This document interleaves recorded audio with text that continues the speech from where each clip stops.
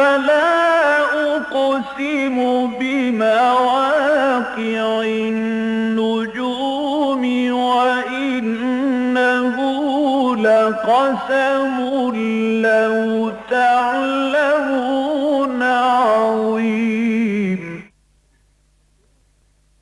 إنه لقرآن كريم في كتاب مكنون لا يمسه إلا المطهرون تنزيل من رب العالمين.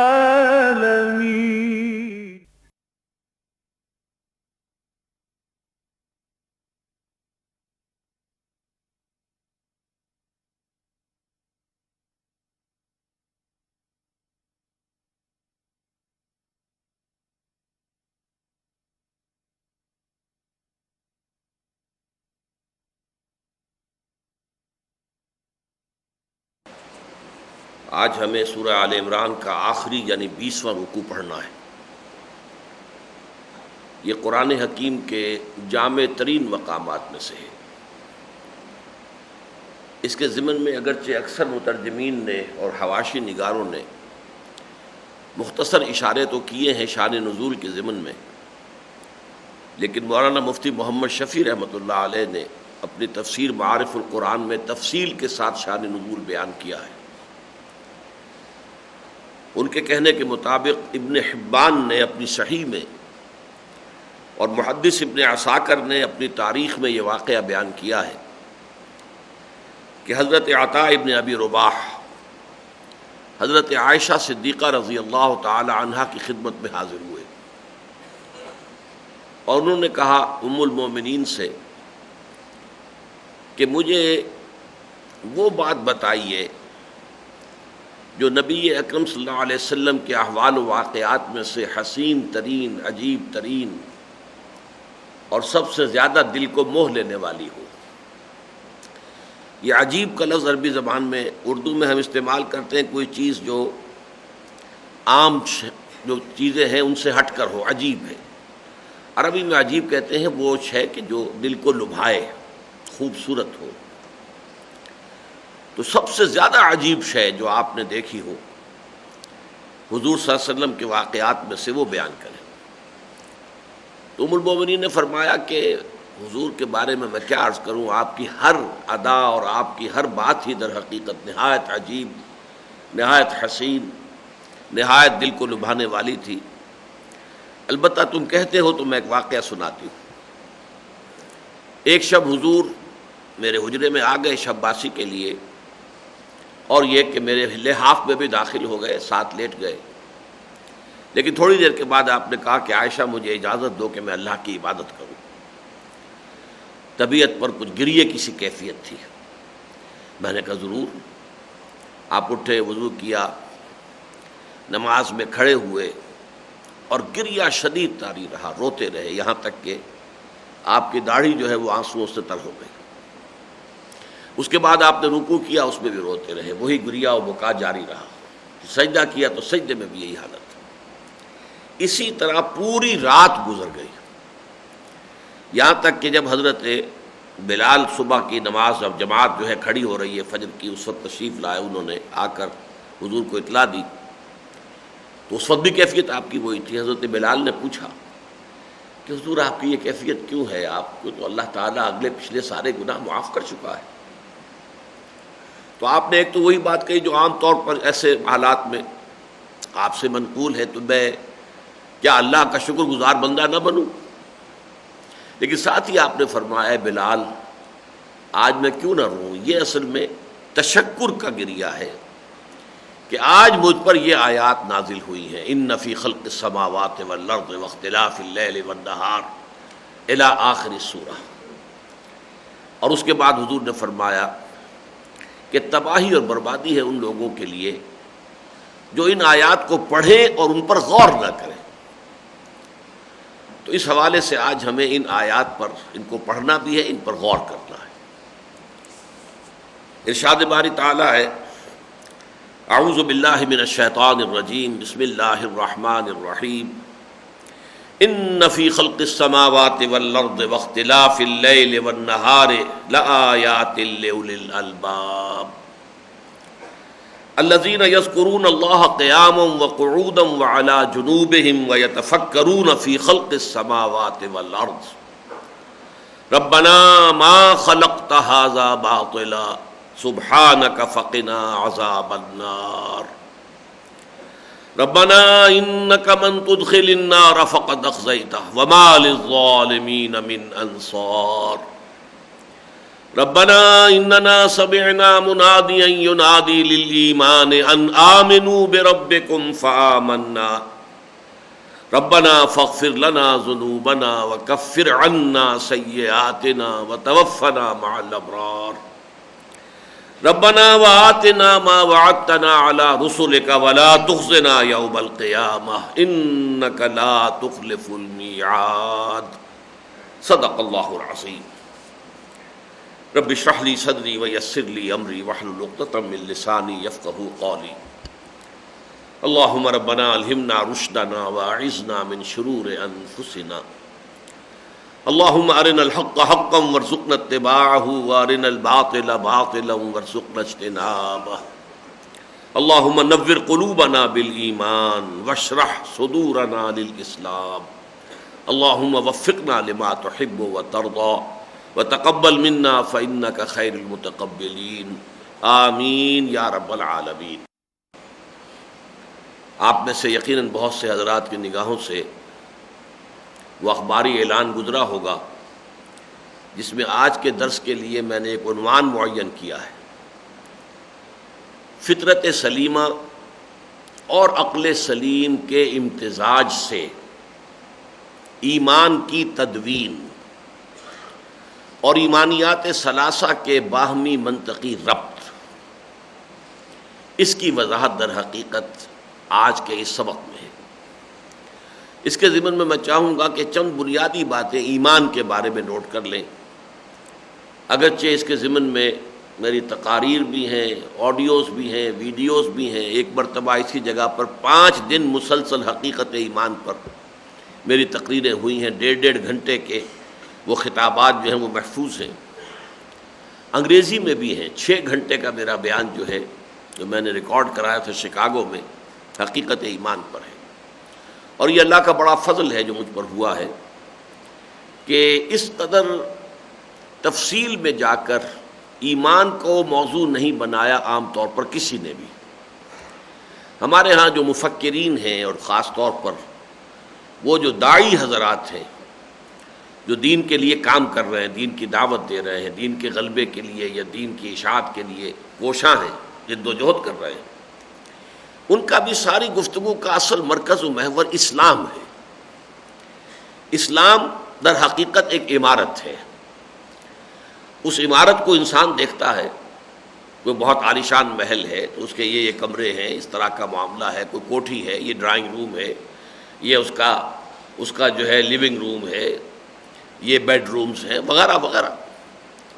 لیکن اصل شے جو ہے وہ ہے اس کی فاؤنڈیشن، جس پر کہ نگاہ عام طور پر نہیں جاتی۔ ایمان ہے فاؤنڈیشن، بنیاد۔ اور ہم اس مغالطے میں ہوتے ہیں کہ جب ہم مسلمان ہیں تو گویا کہ ایمان تو ہمیں حاصل ہے، کمی اگر ہے تو ہمارے عمل میں ہے۔ یہی سب سے بڑا مغالطہ ہے، اور اسی لیے ہماری کوششیں جو ہے ناکام ہو رہی ہیں۔ اس لیے کہ در حقیقت جہاں کمی ہے وہ یہ ہے کہ ایمان نہیں ہے۔ اس حوالے سے میں نے الحمدللہ، جیسا کہ میں نے عرض کیا، تحدیثاً للنعمہ، مجھے اللہ نے توفیق دی ہے کہ اس موضوع پر بڑی تفصیل سے میں نے گفتگو کی ہے۔ ایمان کے بارے میں پہلی بات یہ سمجھ لیجئے کہ اس کے لفظی معنی کیا ہے۔ دیکھیے، امن یا امن و امنتن یا امنن، اس کے معنی ہوتے ہیں کسی شخص کا امن میں ہونا۔ اس سے آمنن اس میں فاعل بنتا ہے، آمنین محلقین رؤوسکم ومقصرین لا تخافون، تم لازماً عمرہ کرو گے اور داخل ہوگے مسجد حرام میں پورے امن کے اندر، کوئی خوف نہیں ہوگا، کوئی اندیشہ نہیں ہوگا۔ اسی سے باب افعال میں بنتا ہے ایمان، آمن یؤمن ایمانن، اس کے معنی کسی کو امن دینا، اس سے اس میں فاعل ہے مومن، مومن کے لفظی معنی ہوں گے امن دینے والا، اور اسی مفہوم میں اللہ تعالیٰ کا نام ہے المؤمن۔ اللہ تعالیٰ کے وہ اسماء کے جو سورہ حشر کے آخر میں آئے ہیں، الملک القدوس السلام المؤمن المہیمن العزیز الجبار المتکبر، المؤمن اللہ کا ایک نام ہے، اس لیے کہ وہ امن عطا فرمانے والا ہے۔ البتہ جیسا انگریزی میں ہوتا ہے کہ ورب کے بعد پرپوزیشنز کی تبدیلی سے مفہوم بدل جاتا ہے۔ ٹو گیو اس کا ایک مفہوم ہے جو سب جانتے ہیں، لیکن ٹو گیو ان ہتھیار ڈال دینا، کسی کی ماتحتی قبول کر لینا، ٹو گیو اپ، کوئی محنت آپ کر رہے تھے، کوئی آپ کا مقصد تھا، آپ نے ترک کر دیا، چھوڑ دیا، گیو اپ۔ تو ٹو گیو کے معنی کچھ اور ہیں، ٹو گیو ان کے معنی کچھ اور ہیں، ٹو گیو اپ کے معنی کچھ اور ہیں۔ عربی میں اتنا زمین و آسمان کا فرق تو واقع نہیں ہوتا ہے، اس لیے کہ جو روٹ ہوتی ہے جس سے کہ الفاظ، جیسے ایک درخت کی جڑ ہے، اس سے تنا اور پھر شاخیں اور پھر پتے، لیکن ہر پتے کا تعلق جڑ کے ساتھ قائم رہے گا۔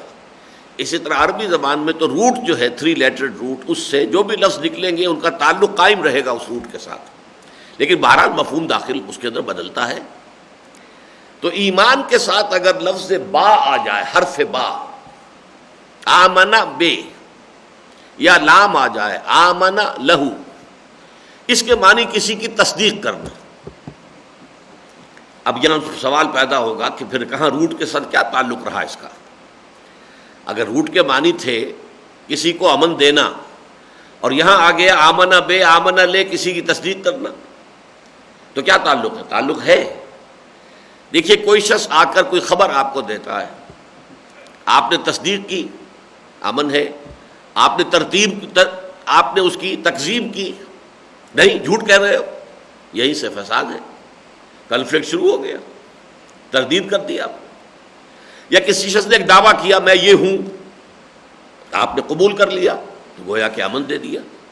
آپ نے کہا نہیں جھوٹ بولتے ہو، تمہاری یہ حیثیت نہیں ہے، آپ کنٹیسٹ کرتے ہیں اسے، تو گویا کہ فساد، اور فساد اپنے لیول کے اعتبار سے زبانی کلامی بھی ہو سکتا ہے، تو اور یہ کہ بالفعل تصادم بھی ہو سکتا ہے۔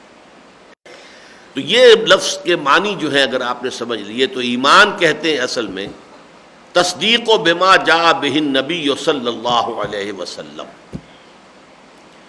ان تمام باتوں کی تصدیق کرنا جو لے کر آئے ہیں محمد الرسول اللہ صلی اللہ علیہ وسلم، یہ ایمان ہے۔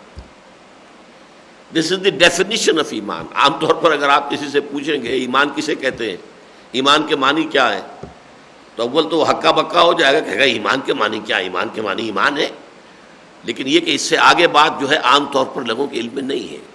تو میں نے لفظی بات بھی بتائی، امن یامن امنا وامنتن، امن میں ہونا، اس میں فاعل آمن، آمن یؤمن ایمانا، کسی کو امن دینا، اس میں فاعل مؤمن، اور با اور لام کے اضافے سے تصدیق کرنا، آمنا بہ آمنا لہو، اس کی بات مان لی، اس کی تصدیق کی، اس کے دعوے کو مان لیا، یا اس کی دائی ہوئی خبر کی تصدیق کر دی۔ اور اصطلاحاً ایمان مانی ہے انبیاء اور رسل نے جن خبروں کی ہمیں اطلاع دی ہے، عالم غیب کی خبریں، ان سب کی تصدیق کرنا، اور جو تعلیمات وہ لے کر آئے ہیں ان کی تصدیق کرنا، یہ ایمان ہے۔ اس ایمان کی مختلف قسمیں ہیں، یہ ایک لفظ ہے لیکن اس کے اندر یوں سمجھیے کہ اگر آپ اندازہ کریں گے تو مختلف نوعیت کے ایمان ہیں۔ مثلا ایک ایمان ہے تقلیدی، ہم مسلمان ہیں، ہمیں ایمان حاصل ہے، کیوں کہ ہم مسلمان والدین کے ہاں پیدا ہوئے، اللہ، رسول، قرآن، جبرائیل، جنت دوزخ، آخرت، یہ ساری چیزیں جو ہیں ہم نے اپنے والدین سے سنی ہے، اور یہ کہ ہماری گھٹی میں پلا دی گئی ہیں، پیدا ہوتے ہی ہم نے ایک کان میں ہمارے اذان دی گئی، دوسرے میں اقامت کہی گئی۔ ظاہر بات ہے کہ یہ ایمان ہمارا تقلیدی ہے۔ ایک ایمان ہے اکتسابی، اکتسابی ایمان جو ہے خود حاصل کرے کوئی شخص ایمان، اس کی بھی کوئی شکل ہے یا نہیں؟ ایک شخص جو ہے ایسے ماحول میں پیدا ہوتا ہے جہاں کفر کا غلبہ ہے، وہ وہاں کیسے ایمان لائے گا؟ اس کا کوئی امکان ہے یا نہیں ہے؟ حضرت ابراہیم علیہ الصلوۃ والسلام کفر کے ماحول میں جہاں ہر طرح کا شرک تھا پیدا ہوئے، یعنی سیاسی شرک بھی تھا، بادشاہ جو ہے خدائی کا دعوے دار تھا، پھر بتوں کا شرک بھی تھا، بت پرستی بھی تھی، پھر ستارہ پرستی بھی تھی، ہر طرح کا شرک موجود، لیکن کیسے وہ ایمان تک انہوں نے رسائی حاصل کی؟ سورہ انعام میں اس کی بڑی تفصیل آئی ہے۔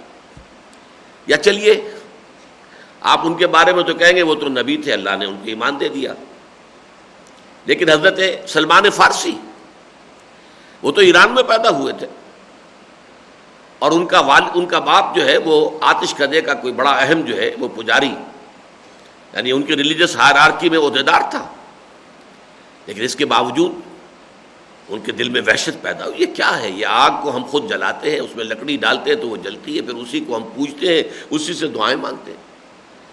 اب اس کی بنا پر گھر سے نکالے گئے، جیسے حضرت ابراہیم کو ان کے والد نے نکال دیا تھا، باپ نے انہیں بھی نکال دیا، جیسے حضرت ابراہیم نے عراق سے ہجرت کی تھی اور شام چلے گئے تھے، یہ اب ایران سے نکلے ہیں اور شام پہنچ گئے، اور وہاں جا کر انہوں نے عیسائیت کا مذہب اختیار کیا، کیونکہ اس وقت اسلام عیسائیت ہی تھی۔ حضور کی آمد تک اور بعثت تک جو رسالت کا کس کا دور تھا؟ حضرت مسیح علیہ السلام کا، لہذا اس وقت کا اسلام جو ہے وہ عیسائیت تھی، نصرانیت تھی، اور انہوں نے، اور اس کے بعد بھی اگرچہ ان کے دل کو تسلی نہیں ہوئی، تشفی نہیں ہوئی، تو جب وہ راہب فوت ہو رہا تھا تو انہوں نے پوچھا کہ اب میں تمہارے بعد کہاں جاؤں گا؟ تو انہوں نے کہا آخری نبی کے ظہور کا وقت قریب ہے، تم ٹرائی یور لک، جاؤ جنوب کی طرف، کھجوروں کی سرزمین میں آخری نبوت کا ظہور ہونے والا ہے، میرا علم مجھے یہ بتاتا ہے۔ بڑا عالم شخص تھا۔ اب وہ عرب کی طرف چلے، قافلے پر ڈاکوؤں نے حملہ کیا، لوٹ لیا، ان کو گرفتار کیا، غلام بنا کر بیچ دیا، لیکن خریدا کس نے؟ ایک یہودی نے جو مدینے کا رہنے والا تھا۔ گویا مدینے پہنچ گئے، لیکن آئے ہیں غلامی کی حالت میں، زنجیر پڑی ہوئی ہے۔ اب خبریں تو سن رہے ہیں کہ کسی نے مکے میں اعلان کیا ہے نبوت کا، لیکن ظاہر بات ہے ان کے پاؤں میں تو غلامی کی زنجیر ہے، یہ تو مکے تو نہیں جا سکتے۔ تو میں یہ کہا کرتا ہوں، اگرچہ یہ کہ اس کو بلا تشبیہ سمجھنا چاہیے کہ وہ ہم جو کہتے ہیں کہ پیاسا کنویں کے پاس جایا کرتا ہے، کنواں تو پیاسے کے پاس نہیں آتا۔ حضرت سلمان فارسی کے ضمن میں میں کہہ سکتا ہوں کہ کنواں چل کر پیاسے کے بعد آیا ہے۔ یہ تو مدینے کے اندر جو ہے محصور ہیں، یوں سمجھیے وہاں اسیر ہیں، غلام ہیں، حضور مدینے تشریف لائے ہجرت فرما کر، تو گویا کہ کنواں چل کر پیاسے کے پاس آ گیا۔ بہرحال وہ لمبی بات ہو جائے گی تفصیلات میں جانے سے۔ یہ جو سلیم الفطرت انسان ہوتے ہیں، یہ کفر کے گھٹا ٹوپ اندھیروں میں رہنے کے باوجود کیسے وہ ایمان تک رسائی حاصل کرتے ہیں؟ یہ ہے اصل موضوع ان آیات کا۔ یہ اکتسابی ایمان، یہ اکتسابی ایمان ہے در حقیقت، جنہیں ہم کہتے ہیں صدیقین کا ایمان۔ یہ جو سورہ فاتحہ میں بھی آیا ہے کہ ایک لوگ ہیں منعم علیہم اہدنا الصراط المستقیم صراط الذین انعمت علیہم غیر المغضوب علیہم ولا الضالین۔ تو یہ منعم علیہم کون لوگ ہیں؟ سورہ نساء میں فرمایا گیا اولئک مع الذین انعم اللہ علیہم من النبیین والصدیقین والشہداء والصالحین۔ یہ چار مرتبے ہیں انسانوں کے، سب سے اوپر انبیاء، پھر صدیقین، پھر شہداء، پھر عام صالحین اہل ایمان۔ تو جو دوسرا درجہ ہے صدیقیت کا، اس کے ایمان کی تفصیل ہے جو ان آیات میں آ رہی ہے، جو در حقیقت اپنی فطرت سلیمہ اور عقل سلیم کی رہنمائی میں خود ایمان تک پہنچ جاتے ہیں، اور جب نبی کی دعوت ان کے کان میں آتی ہے تو انہیں اپنے دل کی بات محسوس ہوتی ہے کہ دیکھنا تقریر کی لذت کے جو اس نے کہا، میں نے یہ جانا کہ گویا یہی میرے دل میں تھا، لہذا فوراً تصدیق کرتے ہیں۔ جیسے کہ حضرت ابو بکر کے بارے میں حضور نے فرمایا کہ میں نے جس کے سامنے بھی ایمان کی دعوت رکھی اس نے ذرا سا توقف تو ضرور کیا، کم کیا زیادہ کیا، سوائے ابو بکر کے کہ اس نے ایک لحظے کا توقف کیے بغیر میری تصدیق کر دی۔ کیسے کر دی؟ اس کا مطلب یہ کہ جس بات کی دعوت حضور دے رہے تھے وہاں تک خود حضرت ابو بکر بھی ذہناً عقلاً پہنچ چکے تھے، لہذا فوراً تصدیق کر دی۔ یہ ایمان جو صدیقین کا ایمان ہے، یہ ایمان جو اکتسابی ایمان ہے، اور یہ نوٹ کر لیجئے کہ اس مکے کے معاشرے میں صرف ابو بکر واحد مثال نہیں ہے.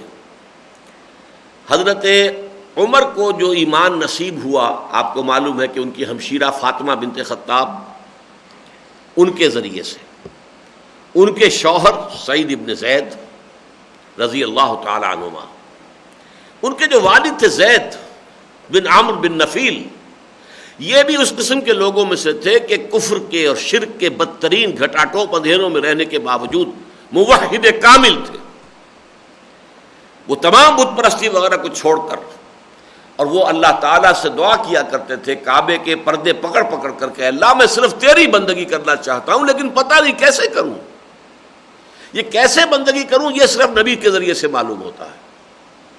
اگر کہیں وہ ان کی زندگی وفا کرتی حضور صلی اللہ علیہ وسلم کی بعثت تک، تو آپ کا کیا خیال ہے، کیا وہ ابو بکر صدیق ہی کی طرح رضی اللہ تعالی عنہ ایمان نہ لے آتے فوراً؟ انہیں تو ایسے محسوس ہوتا ہے جیسے پیاسے کو پانی مل گیا ہے، کہ میں اس کی طلب میں تھا، میں اس کی تلاش میں تھا. وہ تو گویا کہ میرے لیے تو وہ اللہ تعالیٰ کی طرف سے نعمت مترقبہ ہو گئی. تو وہ اس میں پھر پوچھتا نہیں ہے، دلیلیں نہیں مانگتا ہے، کوئی معجزہ طلب نہیں کرتا ہے، فوراً ایمان لاتا ہے، اس لیے کہ وہ اس کے اپنے دل کی آواز ہے. یہ جو اکتسابی ایمان ہے، اور ایمان کے ضمن میں ایک اور بنیادی بات نوٹ کر لیں، پھر ہم آیات کا مطالعہ شروع کریں گے، کہ ایمانیات میں اگرچہ ہم 3 حصوں میں اسے تقسیم کرتے ہیں، ایمانیات ثلاثہ: ایمان باللہ یا توحید، ایمان بالآخرہ یا معاد، ایمان بالرسالت. رسالت میں پھر انبیاء، رسل، کتب، یہ ساری چیزیں آ جائیں گی. فرشتہ بھی اسی میں آئے گا، اس لیے کہ وحی کا لانے والا فرشتہ ہے. ایمان بالرسل، ایمان بالانبیاء، ایمان بالکتب، ایمان بالملائکہ، یہ سب کیا ہے؟ ایمان بالرسالت کے اجزاء ہیں. ایمان بالآخرت کے بعث بعد الموت، حشر و نشر، حساب کتاب، جزا و سزا، جنت اور دوزخ، یہ سب کیا ہے؟ یہ ایمان بالمعاد یا ایمان بالآخرہ کا حصہ ہے. اللہ کا ایمان، اللہ کی توحید، اللہ کے اسماء و صفات. ان 3 ایمانیات میں یہ جان لیجئے کہ اصل ایمان، جڑ کا ایمان، بنیادی ایمان جو ہے وہ ایمان باللہ ہے. اسی لیے ایمان مجمل کے الفاظ آپ نے یاد کیے ہوں گے بچپن میں: آمنت باللہ کما ہوا باسمائہ و صفاتہ وقبلت جمیع احکامہ اقرار باللسان و تصدیق بالقلب. کسی اور ایمان کا تذکرہ ہی نہیں، نہ ایمان بالرسالت کا، نہ ایمان بالکتب کا، نہ ایمان بالملائکہ کا، نہ بعث بعد الموت کا، کچھ بھی نہیں. وہی ایمان جب مفصل بنتا، ایمان مفصل: آمنت باللہ و ملائکتہ و کتبہ و رسلہ والیوم الآخر والقدر خیرہ و شرہ من اللہ تعالی والبعث بعد الموت. مفصل ایمان یہ ہے، اس میں تمام آرٹیکل آف فیتھ آ گئے. لیکن مجملاً ایمان کیا ہے؟ ایمان باللہ. آمنت باللہ کما ہوا باسمائہ و صفاتہ. میں تصدیق کرتا ہوں اللہ کی، میں مانتا ہوں، تسلیم کرتا ہوں اللہ کو جیسے کہ وہ اپنے اسماء و صفات سے ظاہر ہے، اور میں نے قبول کیا اس کے سارے احکام. قبلت جمیع احکامہ اقرار باللسان و تصدیق بالقلب. میں زبان سے اقرار کر رہا ہوں اور دل سے تصدیق کرتا ہوں. یہ ایمان مجمل ہے. تو گویا کہ ایمان اصل جو ہے وہ ایمان باللہ ہے، توحید پر ایمان، اللہ پر ایمان، اس کی ذات و صفات پر ایمان. باقی ویسے بھی ایمان بالآخرہ کیا ہے؟ اللہ کی صفت عدل کا ظہور ہے. نیکوں کو ان کے نیکی کی جزا دے، بدوں کو ان کی بدکاری کی سزا دے. یہ اللہ تعالیٰ کی صفت عدل ہے. العدل اللہ کے ناموں میں سے، اس کا ظہور آخرت ہے. نبوت و رسالت کیا ہے؟ یہ اللہ تعالیٰ کی صفت ہدایت کا، وہ الہادی ہے، ہدایت دینے والا ہے. تو اللہ تعالیٰ کی صفت ہدایت کا تکملہ، تتمہ، اس کا اتمام اور تکمیل جو ہے وہ ہوتی ہے انبیاء اور رسول کے ذریعے سے. تو صفت ہدایت کا مظہر رسالت، صفت عدل کا مظہر آخرت. باقی اصل جو ہے ایمان، ایمان باللہ ہے. اب یہ اللہ پر ایمان کا جہاں تک معاملہ ہے، اس کو نوٹ کر لیجئے. اگرچہ یہودی، عیسائی اور مسلمان متکلمین، انہوں نے ہستی باری تعالیٰ کے ضمن میں عقلی اور منطقی دلائل کے بڑے انبار لگائے ہیں. علم کلام کسے کہتے ہیں؟ اسکالسٹسزم. یہ ایک خاص شعبہ ہے علم کا. ایک علم تفسیر ہے، ایک علم حدیث ہے، ایک علم فقہ ہے، ایک علم کلام ہے. علم کلام کیا ہے؟ کہ جو ایمان کی بنیادی باتیں ہیں ان کا عقلی طور پر اس بات کیا جائے، عقل کے ساتھ اس کا مطابقت ثابت کی جائے، کہ معلوم ہو کہ یہ چیزیں جو ہیں عقل کے ساتھ مطابقت رکھنے والی ہیں۔ یہ کوشش جو لوگ کرتے رہے انہیں متکلمین کہتے ہیں۔ متکلمین یہودیوں میں بہت بڑے بڑے متکلم پیدا ہوئے، عیسائی متکلمین بہت بڑے بڑے، مسلمان متکلمین، لیکن اللہ کی ہستی پر جتنے دلائل دیے گئے ہیں منطقی اعتبار سے، اس کے بارے میں کانٹ جو ایک بہت ہی یوں سمجھیے کہ فلسفے کی دنیا میں عظیم انقلاب کا علم بردار سمجھا جاتا ہے، اس نے یہ ثابت کر دیا کہ ان میں سے کوئی دلیل بھی قطعی نہیں ہے۔ برہان جو ہے وہ تو جیسے کہ لوہا لوہے کو کاٹتا ہے، منطق کی دلیل کو منطق کاٹ دیتی ہے۔ اللہ کی ہستی پر کوئی دلیل نہیں دی جا سکتی، عقلی نہ نقلی، جسے عقل کاٹ نہ دے۔ اب مثلا بہت بڑی دلیل ہے صاحب کوئی شے بغیر کسی کے پیدا کیے پیدا تو نہیں ہو سکتی، یہ کائنات اگر ہے تو کوئی پیدا کرنے والا ہے۔ بظاہر تو بڑی موٹی دلیل ہے، بڑی یوں سمجھیے کہ وزنی ہے، لیکن پھر ایک جگہ آ کر یہ کٹ جاتی ہے جب کہتے ہیں کہ اللہ کو پیدا کرنے والا کوئی نہیں ہے، تو آپ کا اصول تو ختم ہو گیا۔ اگر تو یہی اصول ہے کہ کوئی شے بغیر کسی پیدا کرنے والے کے پیدا نہیں ہو سکتی، تو سوال یہ ہے کہ جس کو ماننے کی آپ دعوت دے رہے ہیں اللہ اس کا پیدا کرنے والا کون ہے؟ اگر اس کا پیدا کرنے والا کوئی نہیں ہے تو آپ کی دلیل ختم ہو گئی۔ منطق کو کاٹ دیتی ہے، ان الحدید بالحدید یفلح۔ تو کانٹ نے ثابت کیا، اور علامہ اقبال نے جو ان کے یہ فیمس لیکچرز ہیں ان میں انہوں نے تسلیم کیا ہے کانٹ کی اس بات کو کہ جتنے بھی دلائل کونی، دلائل انی، دلائل لمی، جتنے دلائل تھے، the cosmological, the ontological, the teleological arguments for the existence of God, Kant نے سب کو پھوڑ کر رکھ کے دیا، ثابت کر دیا کوئی دلیل نہیں۔ اللہ کی ہستی پر ایمان در حقیقت انسان کی فطرت میں مضمر ایک شے ہے، اس فطرت کے اندر سے ابھرے گی تو وہ ایمان ہوگا، لیکن اگر کوئی اڑ جائے، ماننے کو تیار نہیں ہو، تو کوئی عقلی دلیل، منطقی دلیل، سائنٹیفک دلیل جو ہے موجود نہیں ہے جو ثابت کر سکے کہ اللہ کا وجود ہے۔ اس لیے سب سے پہلا مرحلہ کیا ہے ایمان کا؟ ان فی خلق السماوات والارض واختلاف اللیل والنہار لآیات لأولی الالباب۔ یقیناً آسمانوں اور زمین کی تخلیق میں اور دن اور رات کے فرق و تفاوت میں اور الٹ پھیر میں، اختلاف کے دو معنی ہیں۔ اختلاف ایک تو یہ کہ فرق، اس معنی میں قرآن مجید میں آیا ہے لفظ وضاحت کے ساتھ سورہ روم میں، اللہ تعالیٰ کی آیات میں سے وَمِنْ آیاتِهِ اخْتِلَافُ أَلْسِنَتِكُمْ وَأَلْوَانِكُمْ، تمہاری زبانیں اور تمہارے رنگ کتنے مختلف ہیں، کوئی سرخ و سفید رنگت کا ہے، کوئی سیاہ فام ہے، کوئی زرد روح ہے، یہ اختلاف فرق ہے۔ اور ایک اختلاف کا لفظ بنا خلف سے، خلف کہتے ہیں پیچھے کو، تو جیسے کہ کوئی شے کسی کے پیچھے لگی ہوئی ہو، یہ اختلاف ہے۔ دن رات کے پیچھے لگا ہوا ہے اور رات دن کے پیچھے لگی ہوئی ہے، یہ الٹ پھیر کہ جب دن آتا ہے تو گویا کہ دن کا تعاقب کرتے ہوئے رات چلی آ رہی ہے، اور رات آتی ہے تو رات کا تعاقب کرتے ہوئے دن چلا آ رہا ہے۔ ان فی خلق السماوات والارض واختلاف اللیل والنہار، یقیناً آسمان اور زمین کی تخلیق میں اور رات اور دن کے الٹ پھیر میں، یہ رات اور دن کے فرق و تفاوت میں بڑا فرق و تفاوت ہے۔ رات جو ہے تاریک ہے، دن روشن ہے، رات حرکت آرام کے لیے ہے، دن بھاگ دوڑ کے لیے ہے۔ آپ کو معلوم ہے کہ سارا جو یہ پلانٹ کنگڈم ہے، یہ پورا جو نباتاتی عالم ہے، اس میں جو ہے ایسا نظام تبدیل ہوتا ہے کہ دن کے وقت درخت جو ہے وہ آکسیجن چھوڑتے ہیں اور کاربن ڈائی آکسائڈ یوز کرتے ہیں، لیکن رات کے وقت وہ کاربن ڈائی آکسائڈ چھوڑتے ہیں اور آکسیجن جو ہے استعمال کرتے ہیں۔ آپ ذرا اندازہ کیجئے، اسی لیے رات کو درختوں کے نیچے سونے سے منع کیا جاتا ہے، اس لیے کہ اس وقت جو ہے درخت جو ہے کاربن ڈائی آکسائڈ چھوڑ رہے ہوتے ہیں، وہ ظاہر بات ہے انسان کے لیے صحت بخش نہیں ہے بلکہ نقصان دہ ہے۔ ہاں دن میں آپ درختوں کے سائے میں بیٹھیے تو درخت جو ہے وہ اس وقت جو ہے آپ کی ہوا میں سے جس میں آپ سانس لے رہے ہیں کاربن ڈائی آکسائڈ کو تو جذب کر رہے ہیں، نکال رہے ہیں، پیوریفائی کر رہے ہیں آپ کی ہوا کو، اور آکسیجن جو ہے وہ ان میں سے نکل رہی ہے۔ تو یہ سارا الٹا نظام جو ہو جاتا ہے، دن اور رات کا یہ فرق بھی ہے۔ اور پھر جیسے کہ ہم دیکھتے ہیں کہ سلسلہ روز و شب، علامہ اقبال نے ایک جگہ اپنی نظم میں اس کو بیان کیا ہے، یہ جو ہے تار حریر دو رنگ جس سے بنا کرتی ہے ذات اپنی قبائے صفات. یہ دن اور رات کے دو تار ہیں، جیسے کہ کوئی کپڑا بنا ہوا ہو، ایک تار اس میں جو ہے وہ کالا ہے اور ایک دھاگا جو ہے وہ سفید ہے، پھر کالا ہے، پھر سفید ہے، پھر کالا ہے، پھر سفید ہے.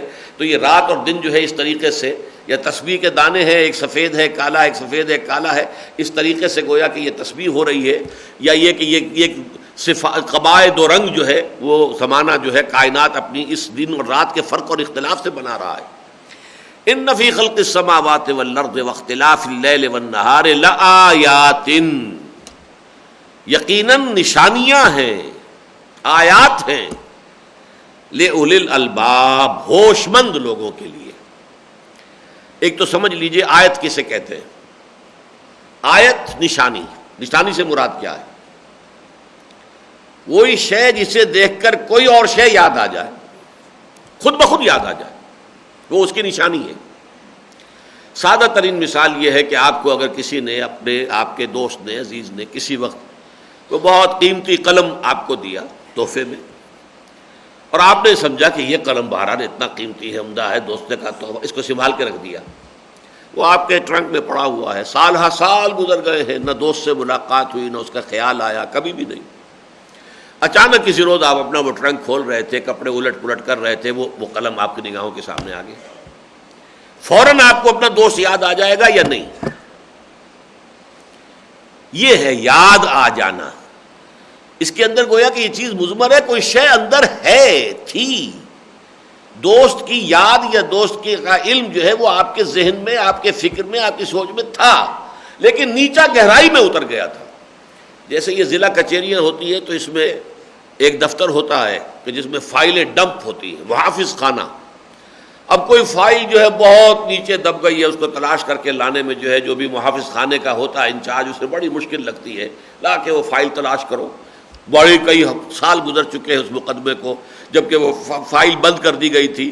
اب اچانک کوئی چیز آ گئی ہے، ایک قتل کا مقدمہ تھا، ساری تفتیش ہو گئی تھی، کہیں قاتل کا پتہ نہیں چلا، اب اچانک کوئی کلو ملا ہے، نکالو بھائی وہ فائل. اب وہ فائل تلاش ہو رہی، وہ فائل تو ہے، اس انبار کے اندر ہے، صرف اس سے تلاش کرنا ہے. اسی طرح کوئی چیز آپ کے ذہن میں ہے، آپ کے دل میں ہے، آپ کے قلب میں ہے، آپ کی یادداشت کے اندر ہے، لیکن ہے کہیں گہرائی کے اندر. اسے اوپر لانے کے لیے نشانی ہوتی ہے کہ نشانی کو دیکھتے ہی، کسی دلیل کے تحت نہیں. اس قلم کو دیکھ کر آپ کو اپنا دوست یاد آیا، کسی دلیل سے نہیں یاد آیا، کوئی اس کے لیے مینٹل پروسیس نہیں تھا، کوئی آپ کا ارادہ نہیں تھا، کوئی آپ نے اس کو قدم بقدم منطقی جو ہے سفر طے کر کے یاد نہیں کیا ہے. اس میں کوئی تکلف نہیں ہے آپ کا، اس میں آپ کی کسی ایفرٹ کو دخل نہیں، خود بخود یاد آ جانا. یہ ہے تذکر جسے قرآن کہتا ہے، اور آیات کہتے ہیں نشانیوں. یہ جو پہلی آیت ہے اس جگہ پر، اب میں ذرا آپ کو حوالہ دینا چاہتا ہوں، اور یہ ان دو صورتوں کے باہمی ربط و تعلق پر بہت خوبصورت ایک اور بہت سی چیزیں آ چکی ہیں، کتنے مضامین مشترک ہیں سورہ بقرہ کے اور سورہ آل عمران کے، جنہیں کہ حضور نے ایک نام دیا ہے الزہراوین، دو انتہائی تابناک صورتیں. اس کے اندر جو ہے یہ صورتیں جو جوڑے کی شکل میں ہیں. تو سورہ بقرہ کا بھی جو 20واں رکوع ہے اس کی پہلی آیت کیا ہے ذرا یاد کیجئے. دیکھیے عجیب بات ہے، سورہ آل عمران کی 20ویں رکوع کی پہلی آیت ابھی ہم نے پڑھی، ان فی خلق السماوات والارض واختلاف اللیل والنہار لآیات لأولی الالباب. یہ کیا آیت ہے؟ سورہ بقرہ کے 20ویں رکوع کی پہلی آیت، ان فی خلق السماوات والارض واختلاف اللیل والنہار والفلک التی تجری فی البحر بما ینفع الناس وما انزل اللہ من السماء من ماء فاحیا به الارض بعد موتها وبث فیہا من کل دابۃ وتصریف الریاح والسحاب المسخر بین السماء والارض لآیات لقوم یعقلون.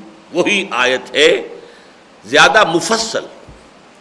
یقیناً دن اور رات، یقیناً آسمان اور زمین کی تخلیق میں اور دن اور رات کے الٹ پھیر میں یا فرق و تفاوت میں، اور اس کشتی یا جہاز میں کہ جو سمندر میں یا دریا میں چلتا ہے، ایسا سامان لے کر جس سے لوگوں کو فائدہ پہنچتا ہے، کہیں کا سامان کہیں پہنچ رہا ہے، اور اس میں کہ جو اللہ نے آسمان سے پانی اتارا اور پھر اس کے ذریعے سے زمین کو اس کے مردہ ہو جانے کے بعد اثر نو زندہ کر دیا.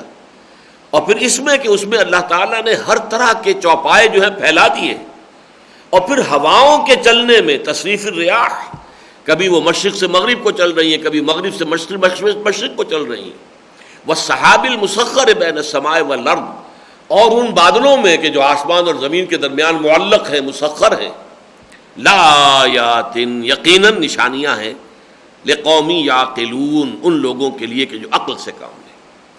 اب یہاں بات ایک اور واضح ہو جائے، القرآن یفسر بعضہ بعضا، یہاں فرمایا لقوم یعقلون، وہاں فرمایا لأولی الالباب، اس کا مطلب ہے یہ دونوں ہم معنی ہیں۔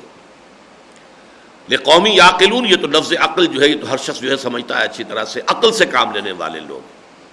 اور وہاں لب کسے کہتے ہیں؟ لب عربی زبان میں کہتے ہیں کسی شے کا مغز، اس کا اصل جوہر، اصل ایسنس لب۔ آپ کسی شے میں سے کشید کر لیتے ہیں، یہ عرق گلاب آپ نے کشید کر لیا تو گلاب کا ایسنس اس کے اندر آ گیا ہے، فلاں شے کا عرق جو ہے آپ نے کشید کر لیا ہے، یہ لب ہے۔ لب کی جمع الباب۔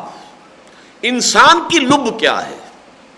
انسان در حقیقت حیوان عاقل ہے، لہذا اس کی جو اصل لب ہے، لب لباب جسے ہم کہتے ہیں، کوئی بحث ہوئی ہے بڑی لمبی بحث، بھائی اس کا لب لباب یہ ہے، اس کا خلاصہ یہ ہے، اس کا حاصل یہ ہے۔ تو انسان کی اصل شخصیت جو ہے، اس کی اصل، اس کا ایسنس جو ہے وہ عقل ہے، سوچنے والی شے، یہ عقل ہے۔ جو لوگ عقل سے کام لیتے ہیں انہیں اس کائنات کی ہر شے کے اندر نشانیاں نظر آ رہی ہیں، اور جن لوگوں کے اندر یہ عقل اور فہم اور شعور ہے ان کے لیے کائنات کا ذرہ ذرہ جو ہے ایک نشانی ہے۔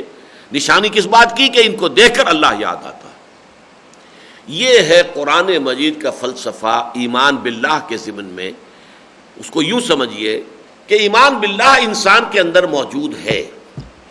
دیکھیے انسان میں عقلیں بھی دو ہیں، اذرو قرآن، اور اس کو میں نے بہت واضح کیا ہے، آپ لوگوں نے جو بھی مسلسل میرے درس میں شرکت کرتے ہیں تو یہ بات واضح ہوگی کہ میرے نزدیک انسان جو ہے ایک مرکب وجود کا حامل ہے، ایک حیوانی وجود ہے، ایک روحانی وجود ہے۔ تو ایک حیوانی عقل ہے جس کا تعلق اس دماغ کے ساتھ ہے، یہ جو کمپیوٹر ہے جو ہمارے دماغ کے اندر رکھا ہوا ہے، ہماری کھوپڑی کے اندر، یہ ہے حیوانی عقل۔ کتے کے اندر بھی دماغ تو ہے، بلی کے اندر بھی دماغ تو ہے، چھوٹے سے چھوٹے جو ہے حیوان جو ہے یا جو لیونگ آرگنزم ہے اس کا کوئی نہ کوئی نروس سسٹم ہے، سینٹرل نروس سسٹم موجود ہے۔ تو یہ ہے حیوانی، اور ایک ہے عقل روحانی جس کا تعلق قلب سے ہے۔ لہم قلوب لا یعقلون بہا، کچھ لوگوں کا کیا حالت کو بیان کیا کہ ان کے دل تو ہیں لیکن ان دلوں سے وہ کام نہیں لیتے، تفقہ اور فہم حاصل نہیں کرتے۔ تو گویا کہ عقل حیوانی کا تعلق اس دماغ سے ہے، عقل روحانی کا تعلق اس قلب سے ہے۔ اب یوں سمجھیے ایک انسان کی روح اگر وہ پرورٹ نہیں ہوئی، مس نہیں ہوئی، اس روح کے اندر اللہ کی معرفت بھی موجود ہے، اللہ کی محبت بھی موجود ہے۔ کیوں؟ یہ روح آئی کہاں سے ہے؟ یسألونک عن الروح قل الروح من امر ربی، اے نبی یہ آپ سے روح کے بارے میں دریافت کر رہے ہیں، کہہ دیجئے روح میرے رب کا امر ہے۔ کہاں سے آئی ہے یہ؟ اور اس روح کو اللہ تعالیٰ نے قرآن مجید میں کتنے ہی مقامات پر اپنی ذات کی طرف منسوب کیا ہے۔ فَإِذَا سَوَّيْتُهُ وَنَفَخْتُ فِيهِ مِن رُوحِي فَقَعُوا لَهُ سَاجِدِينَ، یہ آیت تو ایسی ہے روحی، بعض جگہ پر تو پھر بھی کچھ گنجائش ہے کچھ کہنے کی، مثلا سورہ سجدہ کے اندر کہ پھر اللہ تعالیٰ نے پھر اس کو بنایا سنوارا، وَنَفَخَ فِيهِ مِن رُوحِهِ، روح ہی میں کہہ سکتے صاحب، اس کی روح، انسان کی روح پھونک دی اللہ نے انسان کے اندر۔ لیکن یہ جو دو مقامات پر آیا ہے فَإِذَا سَوَّيْتُهُ وَنَفَخْتُ فِيهِ مِن رُوحِي، روحی کے اندر تو کوئی امکان ہی نہیں ہے کسی اور معنی کا اور کسی اور ترجمے کا۔ تو معلوم ہوا اس روح کو اللہ تعالیٰ اپنی ذات کی طرف منسوب فرما رہے ہیں۔ ان اعتبارات سے دیکھیے تو معلوم ہوگا کہ در حقیقت یہ جو روح انسانی ہے یہ ذات باری تعالیٰ سے اس کا ایک بڑا گہرا تعلق ہے۔ اس تعلق کو بھی میں نے بہت سے مواقع پر بیان کیا ہے کہ ایک اگر تمثیل سے اس کو سمجھنا چاہیں، اگرچہ ذات باری تعالیٰ کے ضمن میں کوئی تفصیل 100% جو ہے وہ ہولڈ نہیں کرے گی، یہ نوٹ کر لیجئے۔ ذات باری تعالیٰ کے ساتھ روح انسانی کا جو ربط اور تعلق ہے، اس کے لیے بہترین مثال ہے سورج اور اس کی کرن۔ سورج ہم سے کتنی دور ہے؟ کروڑوں میل دور۔ اس کی جو کرن وہاں سے چلی ہے یہاں تک پہنچ گئی زمین تک، اور زمین راستے میں حائل نہ ہوتی تو اور آگے جاتی وہ تو زمین حائل ہو گئی تو زمین کے اندر آ گئی۔ لیکن کیا اس کا تعلق سورج سے منقطع ہے؟ سورج کے ساتھ اس کا تعلق قائم ہے، چاہے وہ کروڑوں میل آ گئی ہے یہاں، لیکن تعلق ذات شمس سورج کے ساتھ اس کا تعلق منقطع نہیں ہے۔ یہ ہے بات اللہ تعالیٰ کی ذات کے ساتھ روح انسانی کا تعلق ہے۔ لیکن ہوتا کیا ہے، یہ روح جو ہے یہ انسان کے جسد حیوانی کے اندر دفن کر دی گئی ہے، اور یہ جسد حیوانی جو ہے یہ ظاہر ہے، اس کے تقاضے جو ہے وہ بہت شدید ہوتے ہیں۔ پیٹ میں بھوک لگتی ہے تو بہت سخت درد ہوتا ہے انسان کو، اور وہ تلاش کرتا ہے کھانے کے لیے کچھ نہ کچھ۔ کہیں جسم کو کوئی عارضہ لاحق ہو جاتا ہے تو اس کی تکلیف کو انسان محسوس کرتا ہے، اس کے معالجے کی طرف جو ہے یقیناً متوجہ ہوگا، لیکن روح بیچاری اندر جو ہے دب کر رہ جاتی ہے۔ تو یہ ہے صورتحال۔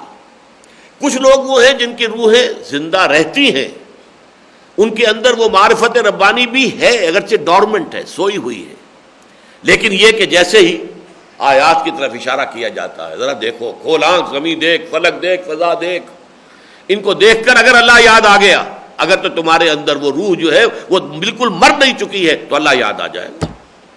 کسی دلیل سے نہیں منوایا جا سکتا۔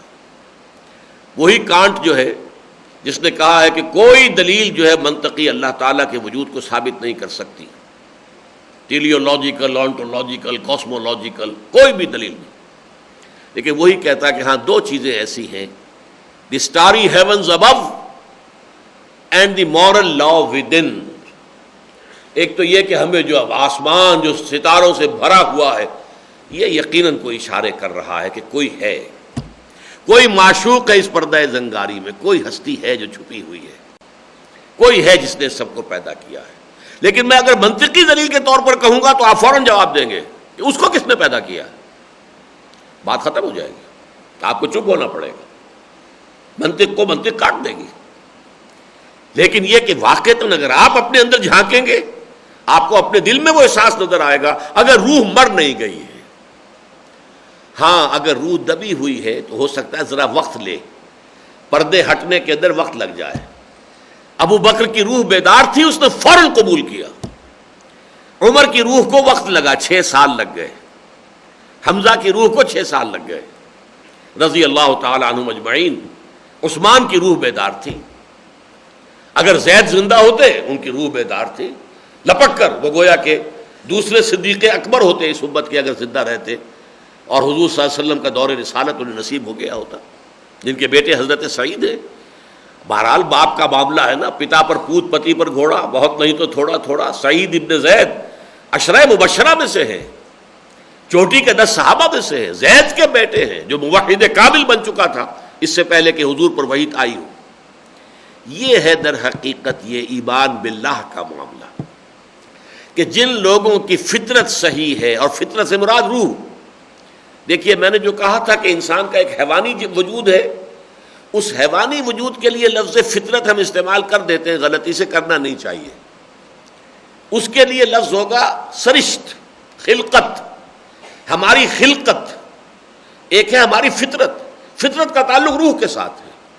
اسی لیے سورہ روم میں کہا گیا فطرت اللہ التی فطر الناس علیہا، یہ تو فطرت اللہ کی فطرت ہے جس پر کہ اللہ نے انسانوں کو بھی پیدا کیا ہے، اس لیے کہ انسانوں کے اندر وہ روح جو ہے، قل الروح من امر ربی، وہ موجود ہے۔ تو فطرت اللہ التی فطر الناس، فطرت اللہ، اللہ کی فطرت۔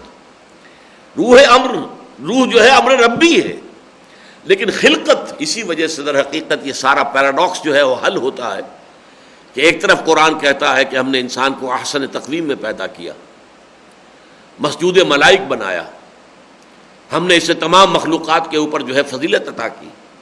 اس سے بڑی بات اور کیا ہوگی، سارے فرشتے جھکا دیے گئے آدم کے سامنے۔ لیکن اسی انسان کے بارے میں قرآن یہ بھی کہتا ہے خلق الانسان ضعیفا، انسان پیدا کیا گیا ہے کمزور۔ خلق الانسان من عجل، انسان کی خلقت میں جلد بازی جو ہے، یہ اس کی سرشت کے اندر موجود ہے، یہ عجول ہے۔ یہ کیوں کہا گیا خلق الانسان من عجل، خلق الانسان ضعیفا، خلق ہلوعا، بہت تھوڑ دلا پیدا کیا گیا انسان۔ اب یہاں تینوں جگہ پر لفظ آیا خلق، خلقت۔ خلق ہے ہمارا یہ حیوانی وجود، یہ عالم خلق سے متعلق ہے۔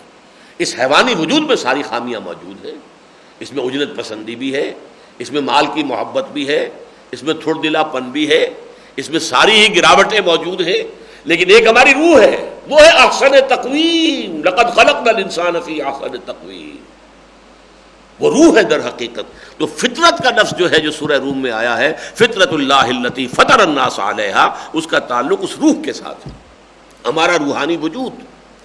اس روح کے اندر اللہ کی معرفت موجود ہے، لیکن سوئی ہوئی ہے، ڈورمنٹ ہے، آپ کی توجہ ادھر نہیں ہے، آپ دنیا کے مسائل، اپنے معاش کی دوڑ دھوپ، اپنے بچوں کے پرابلمز، ان میں اس طرح لٹا پین ہیں، اس طریقے سے اس میں لگے ہوئے ہیں کہ ادھر کبھی توجہ ہی نہیں ہوتی۔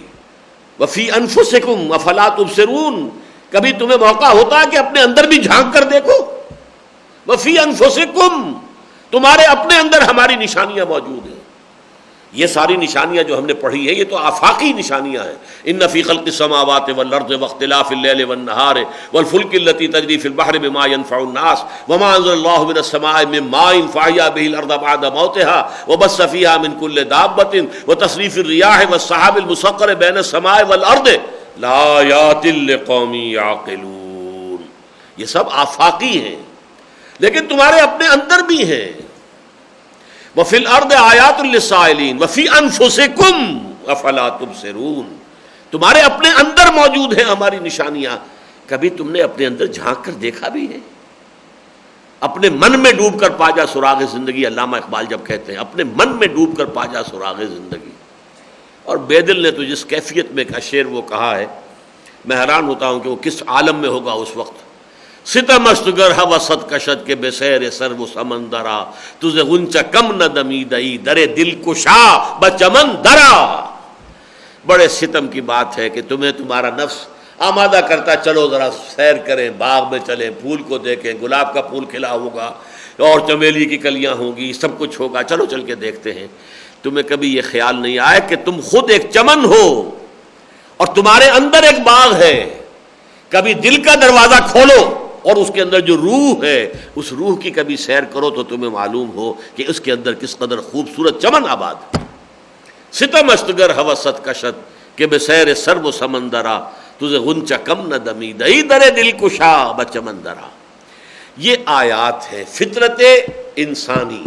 اس فطرت انسانی کے اندر اللہ کی معرفت بھی ہے، اللہ کی محبت بھی ہے، البتہ ڈورمنٹ ہے، سوئی ہوئی ہے۔ اس کو آیات کے حوالے سے آیات قرآنیاں آتی ہیں، اسے چھیڑتی ہیں، تاروں کو، دل کے تاروں کو چھیڑتی ہیں، اور وہاں سے پھر ساز نکلتا ہے وہی ایمان باللہ کا، اللہ تعالیٰ کی ذات اور اس کی صفات کمال جو ہے اس کا اثبات و ادراک جو ہے اس کا جو نغمہ ہے وہ نکلتا ہے انہی تاروں کے۔ ایک ذرا چھیڑ تو دے زخمہ مضراب حیاس، نغمے بیتاب ہیں تاروں سے نکلنے کے لیے، دل کے اندر وہ تار موجود ہیں، کبھی ان کو چھیڑو، یہاں سے پھر وہ نغمہ جو ہے ابدی توحید کا نغمہ جو ہے وہ خود بخود نکلے گا، برآمد ہوگا۔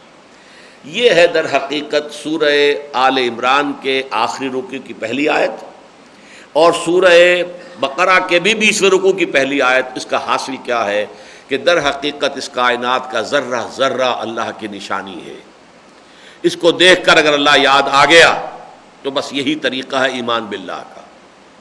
کوئی ذرا سویا ہوا تھا، آپ نے توجہ دلا، بھائی دیکھو میاں، دیکھو ذرا اس قلم کو دیکھو، تمہیں کوئی یاد نہیں آیا؟ ہو سکتا ہے کہ وہ ذرا آپ کی یادداشت کچھ زیادہ ہی گہرائی کے اندر بات چلی گئی ہو، قلم کو دیکھتے فوراً یاد نہ آئے، لیکن یہ کہ کوئی آپ سے کہے ذرا دیکھو اس قلم کو، دیکھو، وہ تمہیں یاد نہیں آیا دیکھ کر اس کو؟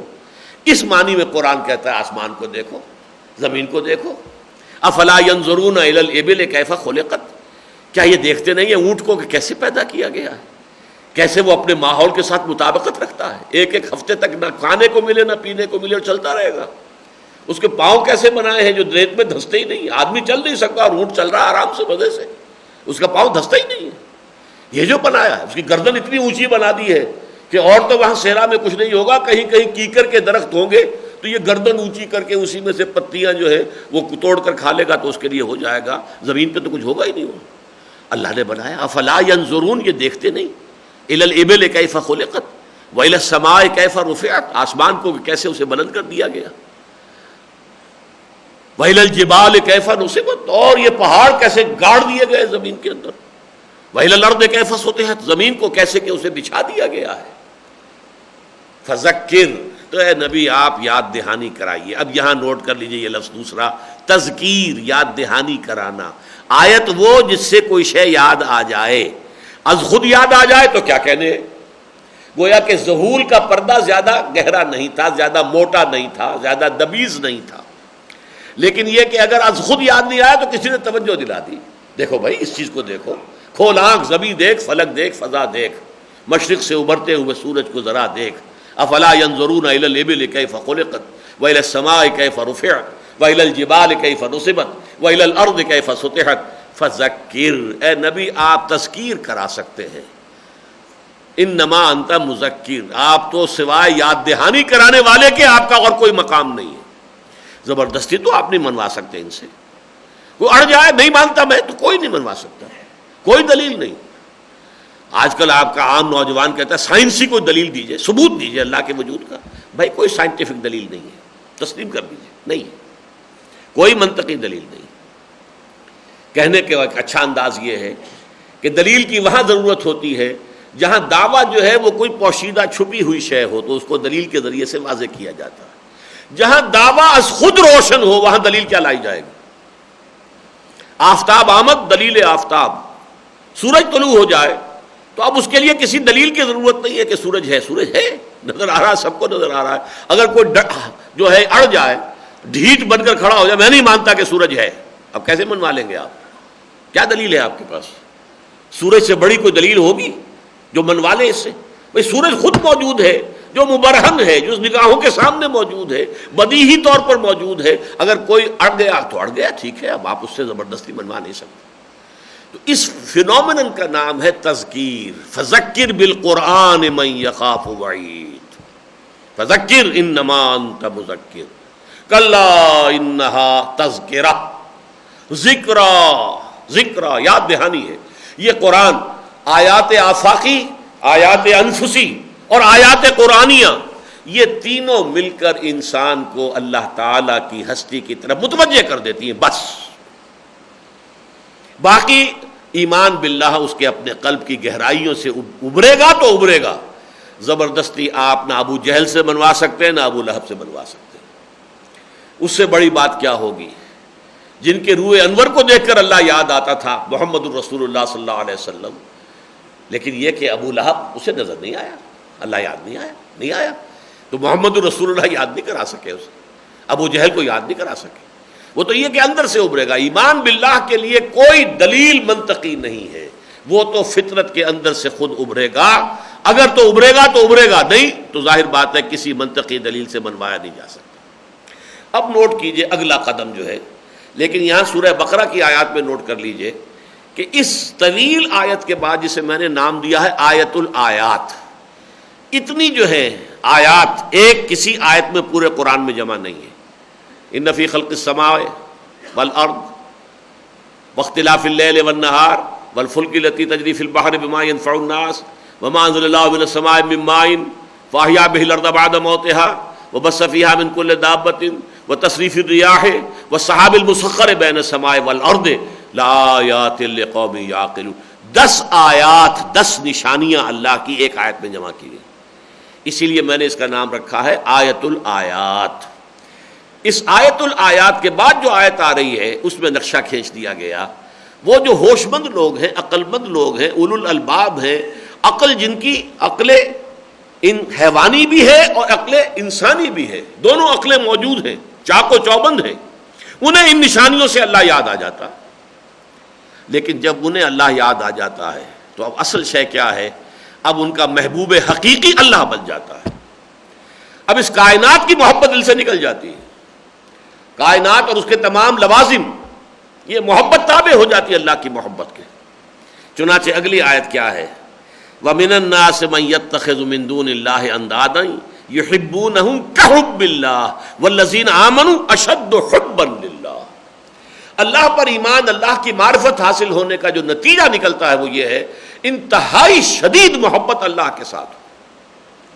باقی ہر شے کی محبت اس کے تابع ہو جائے، نیچے رہے، اولاد کی محبت بھی ہو، والدین کی ہو، وطن کی ہو، گھر کی ہو، جو بھی ہو، اور بھی کسی چیز کی محبت ہو، سب ہو، بیوی کی ہو، بیوی کے لیے شوہر کی ہو، ساری محبتیں اپنی جگہ صحیح ہے، کوئی غلط نہیں ہے، لیکن اللہ کی محبت بالا تر، جس کو کہ پھر یوں سمجھیے کہ قرآن مجید کی آخری صورتوں میں جو سورہ توبہ ہے اس میں پھر کھول دیا گیا، قُلْ إِنْ كَانَ آبَاؤُكُمْ وَأَبْنَاؤُكُمْ وَإِخْوَانُكُمْ وَأَزْوَاجُكُمْ وَعَشِيرَتُكُمْ وَأَمْوَالٌ اقْتَرَفْتُمُوهَا وَتِجَارَةٌ تَخْشَوْنَ كَسَادَهَا وَمَسَاكِنُ تَرْضَوْنَهَا أَحَبَّ إِلَيْكُم مِّنَ اللَّهِ وَرَسُولِهِ وَجِهَادٍ فِي سَبِيلِهِ فَتَرَبَّصُوا حَتَّى يَأْتِيَ اللَّهُ بِأَمْرِهِ وَاللَّهُ لَا يَهْدِي الْقَوْمَ الْفَاسِقِينَ۔ اے نبی ان سے کہہ دیجئے اگر تمہیں اپنے باپ، اپنے بیٹے، اپنے بھائی، اپنی بیویاں یا بیویوں کے لیے ان کے شوہر اور اپنے رشتہ دار اور اپنے وہ مال اسباب جو بڑی محنت سے کما کر جمع کیے ہیں، اور اپنا وہ کاروبار یا اپنے پروفیشن جن کو اسٹیبلش کیا ہے بڑی محنت کے ساتھ اور جن کے کساد کا اندیشہ رہتا ہے، اور اپنے وہ محل، وہ حویلیاں جو تعمیر کی ہیں بڑی محبوب ہیں، اچھی لگتی ہیں، اگر یہ چیزیں محبوب تر ہیں اللہ سے اور اللہ کے رسول سے اور اللہ کی راہ میں جہاد کرنے سے، تو جاؤ ادھر بیٹھو، دفع ہو جاؤ، انتظار کرو اللہ فیصلہ سنا دے، یہاں تک کہ اللہ اپنے فیصلہ سنا دے، اور اللہ ایسے فاسقوں کو ہدایت نہیں دیتا۔ جہاں اللہ کی محبت ان میں سے کسی محبت کے تابع ہوئی اور آپ کے اوپر قرآن کا فتویٰ لگا آپ فاسق ہیں، نافرمان ہیں، آپ اللہ کے باغی ہیں، اگر اللہ کی محبت ان تمام محبتوں کے اوپر غالب نہیں ہے۔ اور اسی محبت کا تقاضا جو ہے یہ کہ اللہ کی راہ میں جہاد، اللہ سے محبت ہے لیکن اللہ کے دین سے محبت نہیں، اللہ سے محبت ہے، اس کے دین کو پامال دیکھ کر تمہاری غیرت جو ہے اس کے اندر جوش نہیں آتا۔ تمہیں ماں کی گالی کوئی دے جائے، اگر تمہارے جسم میں جان ہے تو جانے دیں گے اسے، اگر جان نہیں ہے تب بھی کم سے کم یہ ہے کہ آپ جو ہے آپ کا ایک سارے جسم کا خون چہرے میں آ جائے گا، آپ کھڑے کھڑے شاید لرزیں گے، یہ تو ہوگا کم سے کم، اس لیے کہ جان نہیں ہے، آپ میں طاقت نہیں ہے، آپ اس کو کچھ نہیں بگاڑ سکتے۔ لیکن یہ کہ اللہ کے دین کے ساتھ جو ہو رہا ہو اس کو آپ دیکھیں اور آرام سے سوئیں پاؤں پھیلا کر، کوئی فکر ہی نہیں، کوئی افسوس ہی نہیں، کوئی رنج ہی نہیں، کوئی صدمہ ہی نہیں، تو معلوم ہوا کہ ایمان نام کی کوئی شے نہیں ہے، اللہ کی غیرت اور حمیت آپ کے اندر ہے ہی نہیں، کہ غیرت نام تھا جس کا گئی تیمور کے گھر سے ختم ہوئے۔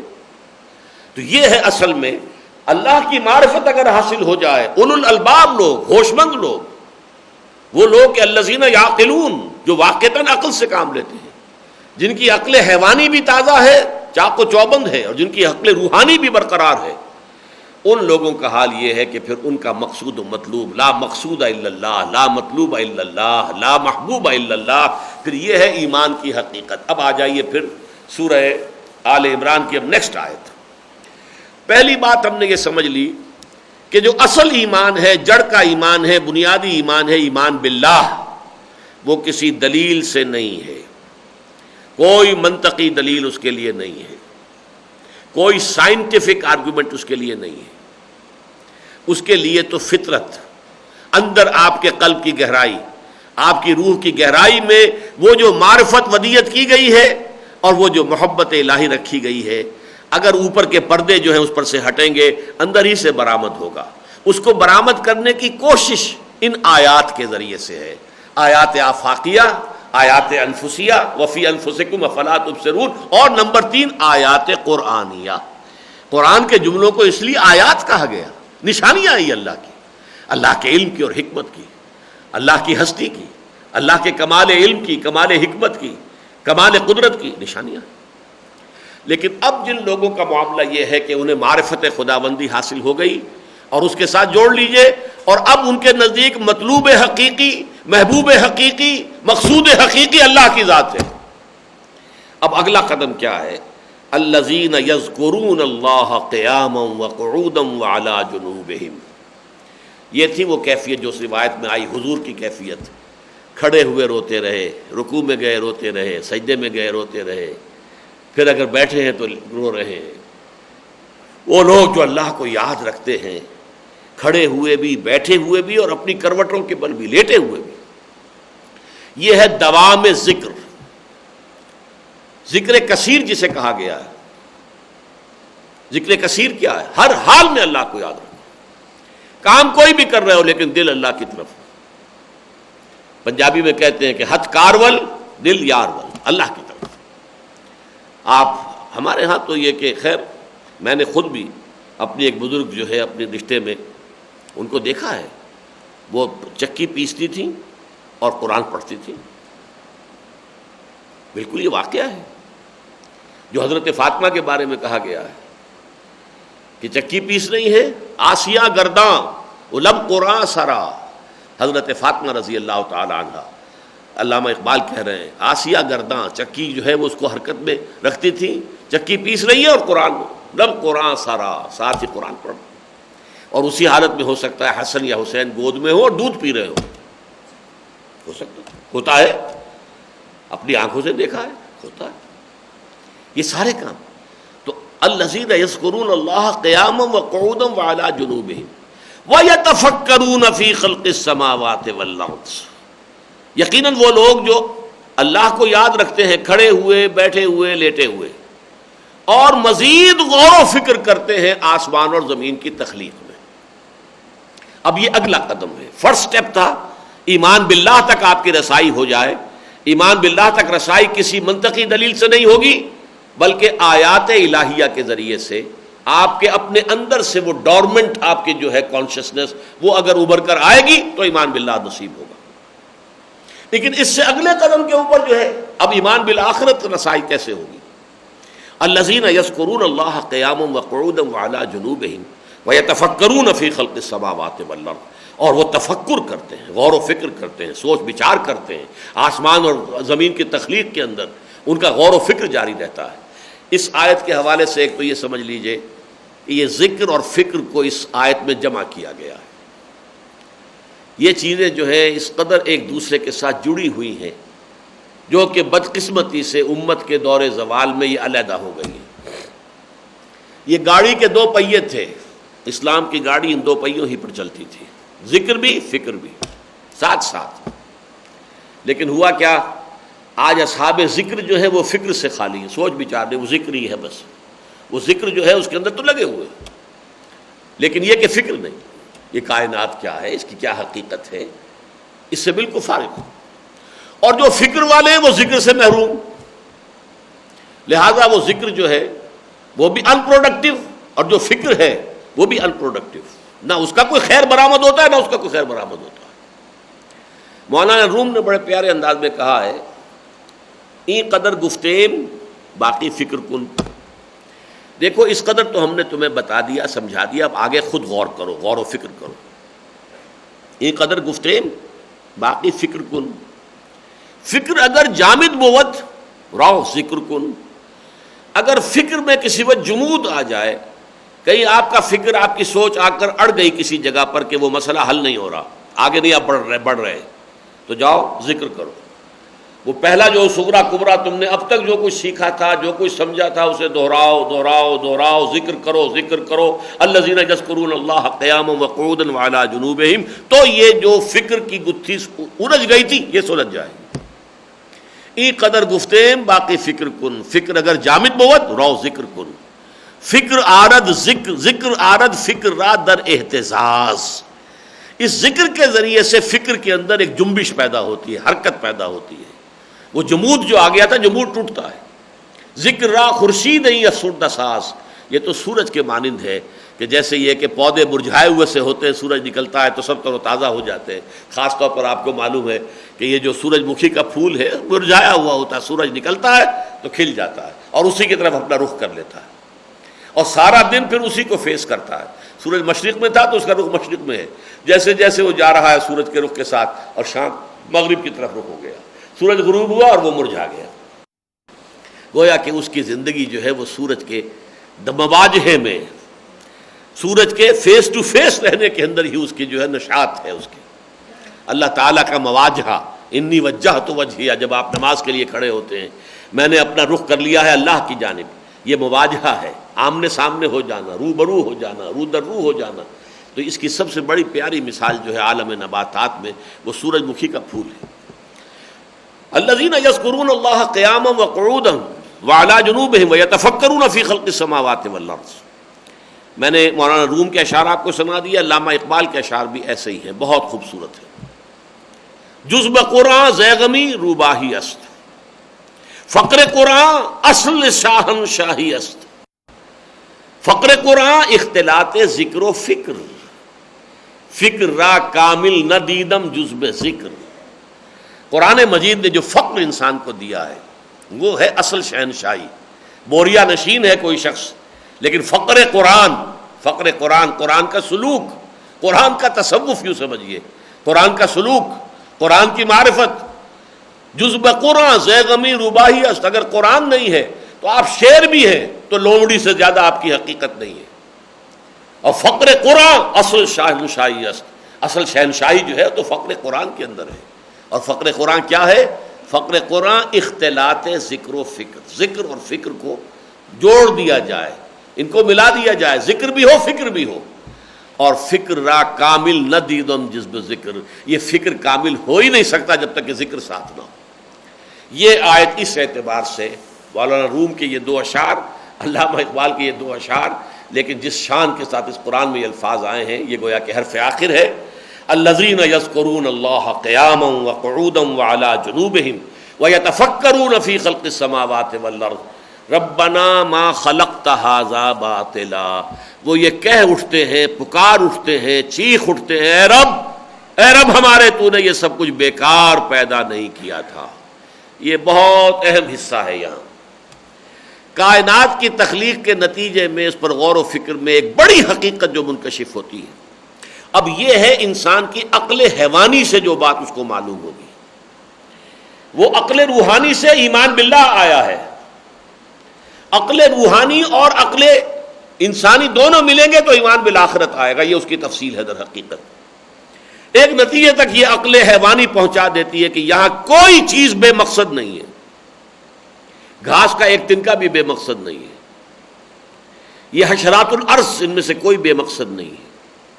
ہر ایک کوئی نہ کوئی، یہ جو گرینڈ اسکیم آف تھنگز ہے، یہ جو کائنات کی تخلیق ہے، زمین کا یہ پورا نظام، ہر شے اس میں کنٹریبیوٹ کر رہی ہے، کہیں نہ کہیں اس کی افادیت کا پہلو ہے.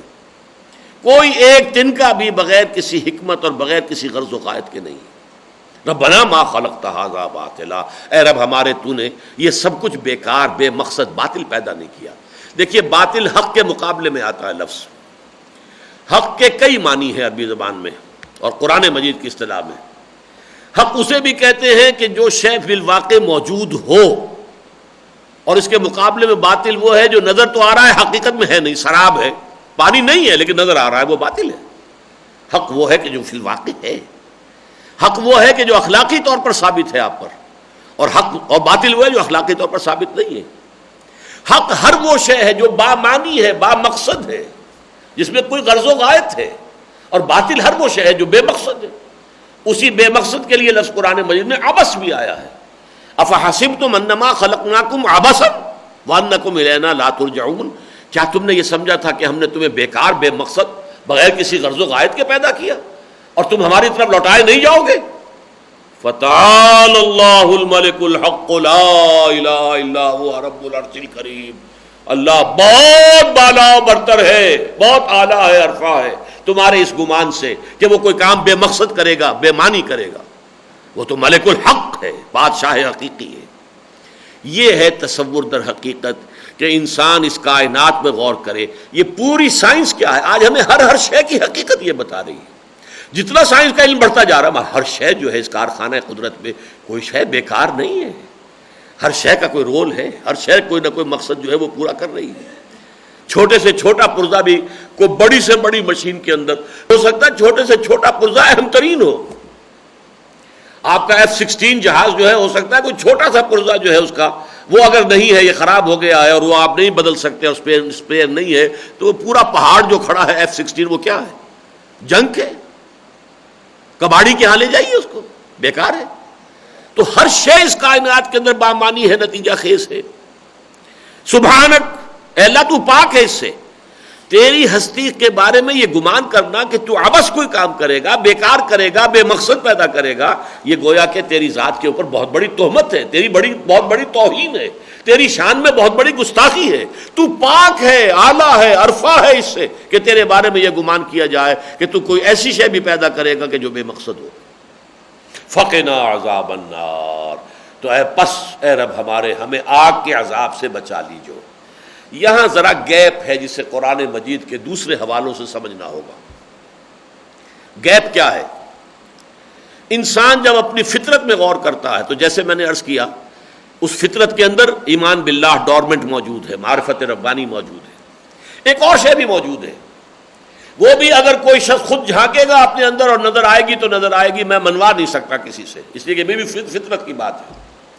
اور وہ کیا ہے کہ ہر انسان بائی ہز ویری نیچر، اپنی فطرت سے یہ واقف ہے اس بات سے کہ یہ اچھائی ہے، یہ برائی ہے، یہ خرابی ہے، یہ اچھائی ہے، یہ خیر ہے، یہ شر ہے، جھوٹ بولنا برا ہے، سچ بولنا اچھا ہے، وعدہ وفا کرنا اچھا ہے، وعدہ خلافی کرنا برا ہے، والدین کی خدمت اچھائی ہے، والدین کے خلاف اور والدین کو ستانا برائی ہے، کون نہیں مانتا؟ پڑوسی کو آرام میں رکھنا یہ بھلائی ہے، اور پڑوسی کو پریشان کیے رکھنا بہت بڑی برائی ہے، کون نہیں جانتا؟ یہ جو مورل لا میں نے ابھی آپ کو سنایا تھا، یہ جو کانٹ کا دی سٹاری ہیونز ابو، یہ آسمان جو بھرا ہوا ہے ستاروں سے، یہ کچھ سرگوشیاں کرتا ہے فطرت انسانی کے اندر، کوئی ہے، کوئی معشوق ہے اس پردہ زنگاری میں، چرخ کو کب یہ سلیقہ ہے ستمگاری میں، کوئی ہے جو چھپا ہوا ہے یہاں۔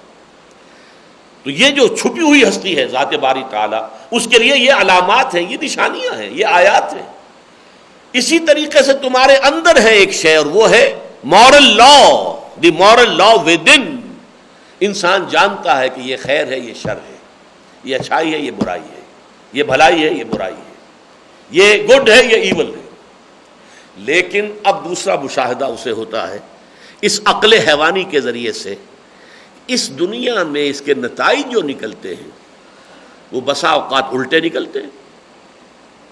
منطق تو یہ چاہتی ہے کہ گندم از گندم بے رویت، جو سے جو، گندم سے گندم پیدا ہونی چاہیے، جو سے جو پیدا ہونا چاہیے، لیکن یہاں ہم دیکھتے ہیں نیکوکاروں کے لیے فقر ہے، فاقہ ہے، مصیبت ہے، تکلیف ہے، رشوت نہیں لیتے تو 2 وقت کی روٹی جو ہے وہ بھی مشکل ہو گئی ہے، جو اللے تللے کر رہے ہیں رشوتیں لے رہے ہیں، غبن کر رہے ہیں، خیانت کر رہے ہیں، بددیانتیاں کر رہے ہیں، ان کے لیے عیش ہے۔ ان کے بچے جو امریکن سکول میں پڑھ رہے ہیں، وہاں پڑھ رہے ہیں، ان کی تعلیم باہر ہو رہی ہے، ان کے کیریئرز اونچے، بڑے روشن کیریئر ان کے نگاہوں کے سامنے ہیں، اور کوئی شخص اللہ تعالیٰ کے لیے، اللہ کے دین کے لیے اپنی زندگی وقف کر دے، اس کے لیے 2 وقت کی سوکھی روٹی بھی آسان نہیں۔ یہ کیا ہے معاملہ؟ خیر کا خیر نتیجہ نکلنا چاہیے، شر کا شر، گندم از گندم بے رویت، جو سے جو، لیکن یہاں نہیں نکل رہا۔ لہذا کوئی اور زندگی ہونی چاہیے جس کے نوامیس، جس کے قوانین اس دنیا سے مختلف ہو۔ یہاں فزیکل لا جو ہے وہ پوری طرح آپریٹو ہے، 100% آپریٹو ہے۔ آپ اگر زبان کے اوپر انگارہ رکھیں گے زبان جل جائے گی، لیکن آپ جھوٹ بولیں گے کچھ بھی نہیں ہوگا، زبان پہ چھالا بھی نہیں نکلے گا، زہر کھائیں گے مر جائیں گے، یتیم کا مال ہڑپ کریں گے، بہن کا حصہ جو ہے وراثت میں وہ ہڑپ کر جائیں گے، کچھ نہیں ہوگا، آپ کو پیٹ میں درد بھی نہیں ہوگا۔ Moral law is not operative in this world. Physical law is 100% operative. Moral law is not operative. ایک اور زندگی ہونی چاہیے، ایک اور عالم ہونا چاہیے جس میں کہ یہ مورل لا اپنی پوری شان کے ساتھ ظاہر ہو، نیکوکاروں کو ان کو نیکی کاری کا پورا پورا بدلہ مل جائے، بدکاروں کو ان کی بدکاری کی پوری پوری سزا مل جائے۔ دیکھیے دنیا میں آپ سزا دینا بھی چاہیں تو کیا دیں گے؟ یہ مثالیں میں نے بارہا دی ہیں، آج پھر دے رہا ہوں۔ ایک بوڑھا شخص کھا کما چکا، زندگی گزار چکا، بچوں کو بھی پال پوس چکا، ویسے بھی اس کی قبر میں ٹانگیں لٹکی ہوئی ہیں، اس نے شوٹ کر دیا ہے کسی نوجوان کو۔ نوجوان کی بیوی بیوہ ہوئی جوان، چھوٹے چھوٹے کو بچے دو چار ہیں معصوم، ان کے سر سے سایہ اٹھ گیا۔ اس بوڑھے کو اول تو یہ کہ اس پر یہ جرم ثابت ہو، وکیلوں کی جرح سے بھی وہ کہیں بچ کر نہ نکلے، پھر بھی سزا دیں گے، کیا کریں گے؟ جان لے لیں گے اس کی؟ کیا یہ سزا اس کے اس جرم کے برابر ہے جو ایک نوجوان کی جان لی ہے اس نے، جس کی جوان بیوہ جو ہے وہ بیوہ ہوئی ہے، جس کے چھوٹے چھوٹے بچے جو ہیں بے آسرا ہوئے، اور پھر یہ کہ یہ بچے ہو سکتا ہے کہ باپ کی شفقت اور نگرانی سے محروم ہو کر کوئی منفی کردار لے کر اٹھے اس معاشرے کے اندر، وہ مجرم بن جائے، اور وہ معاشرے میں کیا کیا شر پہنچ، کہاں کہاں تک اس کا شر پہنچ رہا ہے۔ اس بڈھے نے جو قتل کیا تھا ایک نوجوان کو، اس کا شر کہاں تک جائے گا ہم تو سمجھ نہیں سکتے، لیکن سزا آپ دے دیں گے، کیا اس کی جان لے لیں گے؟ کیا ہو گیا اس کو؟ کچھ بھی نہیں۔ اس کا تو اگر آپ جسم کا ایک ایک ریشہ بھی، اب جس طرح ہٹلر کی بات ہے، کروڑوں انسان مر گئے، ہٹلر اول تو زندہ ملا ہی نہیں، زندہ مل گیا ہوتا تو آپ اس کا ایک ایک ریشہ بھی جو ہے فورسپ سے علیحدہ کرتے تو کیا اس کے جرائم کی سزا ہو جاتی؟ محمد رسول اللہ نے اپنی پوری زندگی جس طرح تجدی ہے اللہ کے دین کے لیے اور لوگوں کے لیے، ہمیں یہ ایمان کی کوئی رمق ملی ہے تو کس کے طفیل؟ یہ جو درود کے الفاظ آتے ہیں، اللہم صلی علی محمد بعدد من صلی وصام وبارک وسلم علیہ بعدد من قعد وقام، جتنے بھی لوگ ہیں جو نمازیں پڑھتے ہیں، روزے رکھتے ہیں، یہ کس کے صلے اور کس کے صدقے میں ہے؟ یہ محمد الرسول اللہ نے جو محنتیں کی ہیں، جو مشقتیں کی ہیں، دین کو جیسے پھیلایا ہے، قائم کیا ہے، ایک جماعت کی تربیت دی ہے، جس سے کہ پھر یہ معاشرہ دنیا کے اندر پھیلا ہے، اور آج ہم تک بھی اس کا حصہ ہے رستی، جو بھی جتنا خوش قسمت ہے اتنا اس کو مل گیا ہے۔ یہ سب کا سب جو ہے، حضور کو اگر کوئی اجر آپ دینا چاہتے دنیا میں تو کیا دے دیتے؟ کوئی محل بنا دیتے ان کے لیے؟ کیا کرتے؟ یہ دنیا ناقص ہے، یہ حیات انسانی، حیات دنیاوی ناقص ہے، یہ عقل حیوانی کا فیصلہ ہے۔ عقل روحانی صرف یہ کہتی ہے خیر خیر ہے، شر شر ہے، وَنَفْسٍ وَمَا سَوَّاهَا فَأَلْهَمَهَا فُجُورَهَا وَتَقْوَاهَا، قسم ہے اس نفس انسانی کی اور جو اسے بنایا سنوارا، اس کی نوک پلک درست کی اور اس میں نیکی اور بدی کا علم الہامی طور پر ودیت کر دیا اللہ نے۔ ہر انسان کو معلوم ہے خیر خیر ہے، شر شر ہے، لیکن اس دنیا میں خیر کا نتیجہ اچھا کچھ نکلتا بھی ہے تو کتنا مل جائے گا؟ اول تو نکلتا ہی نہیں، الٹا نکلتا ہے۔ اہل خیر کے لیے مشکلات ہیں۔ دنیا سجن المومن، حضور نے فرمایا یہ دنیا صاحب ایمان کے لیے تو جیل خانہ ہے، قید خانہ ہے، وجنت الکافر، کافر کے لیے عیش ہے یہاں پر، ان کے لیے جو بھی ہوگا ان کے ساتھ جو بیتے گی وہ آخرت میں آئے گی، جو عذاب الہی ہے آئے گا، جس میں کہ پھر ثم لا یموت فیہا ولا یحیا، لیکن یہاں تو ان کے لیے عیش ہے۔ الدنیا سجن المومن وجنت الکافر، لہذا ایک دوسری زندگی ہونی ضروری ہے، اور اس زندگی میں یقیناً بدکاروں کو ان کی بدکاری کا پورا صلہ ملے گا۔ جہنم فقنا عذاب النار، یہاں آ کر وہ بات ختم ہوتی ہے۔ یہ گیپ جو تھا یہ میں نے قرآن کے دوسرے مقامات سے، یہی وجہ ہے کہ سورہ قیامہ میں، یہ بھی ہمارے منتخب نصاب کا درس ہے، یہ بھی ہمارے منتخب نصاب کا درس ہے، بہت اہم ایمان کی بحث میں بڑا بنیادی سبق جو ہے وہ یہی ہے کہ وہاں جو قسم کھائی گئی، لا اقسم بیوم القیامہ ولا اقسم بالنفس اللوامہ، نہیں میں قسم کھاتا ہوں قیامت کے دن کی، تمہیں شک ہے قیامت کے واقع ہونے میں، اور میں قسم کھاتا ہوں قیامت کے دن کی۔ وہ اتنی یقینی، وہ اتنا یقینی ہے، اتنا شدنی ہے، اتنا اٹل ہے، اتنا حتمی ہے کہ میں قسم کھا رہا ہوں اس کی۔ ولا اقسم بالنفس اللوامہ، اور میں قسم کھاتا ہوں نفس لوامہ، یہ تمہارے اندر جسے آپ ضمیر کہتے ہیں، کانشنس ہے، آپ نے کوئی بری حرکت کی، اندر سے کوئی شے ملامت کر رہی ہے، ابھی کسی اور کو تو پتہ ہی نہیں چلا ہے، لیکن آپ کا دل اندر سے آپ سے کہہ رہا تم غلط کام کر رہے ہو، غلط کام کیا تم، یہ ضمیر ہے، نفس لوامہ ہے۔ آخر آپ کیوں کہتے ہیں کانشنس؟ مائی کانشنس از بائٹنگ می، میرا ضمیر مجھے جو ہے کاٹ رہا ہے اندر سے۔ کیوں؟ کوئی شے ہے اس کے اندر، معلوم ہے کہ ایک شر ہے، جبکہ وہ شر کا ارتکاب کر رہا ہے، اس وقت بھی اس کے اندر کوئی شے اسے بتا رہی ہے کہ دیکھو تم نے غلط کام کیا۔ تو یہ نفس لوامہ گویا کہ خیر اور شر کا علم، یہ امتیاز، یہ تمیز، یہ فطرت میں ہے، یہ فطرت کے بدیہیات میں سے ہے. جیسے اللہ کی معرفت، اللہ کی محبت فطرت میں تھی. آیات آفاقیہ، آیات انفسیہ، آیات قرآنیہ، انہوں نے آ کر اس کو اجاگر کر دیا. یہ کیٹلیٹک ایجنٹس ہیں کہ جو آپ کے اس کیمیکل پروسیس کو جو ہے وہ تیز کر رہے ہیں. اسی طریقے سے فطرت کے اندر بات کیا تھی؟ نیکی نیکی ہے، بدی بدی ہے. اب آج کی دنیا میں تو لوگ کہہ دیتے ہیں کوئی نیکی ویکی نہیں، کوئی بدی نہیں، یہ سب ہمارے کچھ ذہن کے تراشیدہ خیالات ہیں. انگریزی کا تو ایک قول آپ نے بہت سنا ہوگا، نتھنگ از گڈ اور bad, only thinking makes it so. لیکن نہیں، حقیقت یہ نہیں ہے. بہت بڑا دھوکہ ہے، بہت بڑا فریب ہے، بہت بڑی گمراہی ہے. نیکی نیکی ہے، بدی بدی ہے، خیر خیر ہے، شر شر ہے. یہ مورل لا ہے، یہ مستقل ہے، اس میں کوئی تبدیلی ممکن نہیں.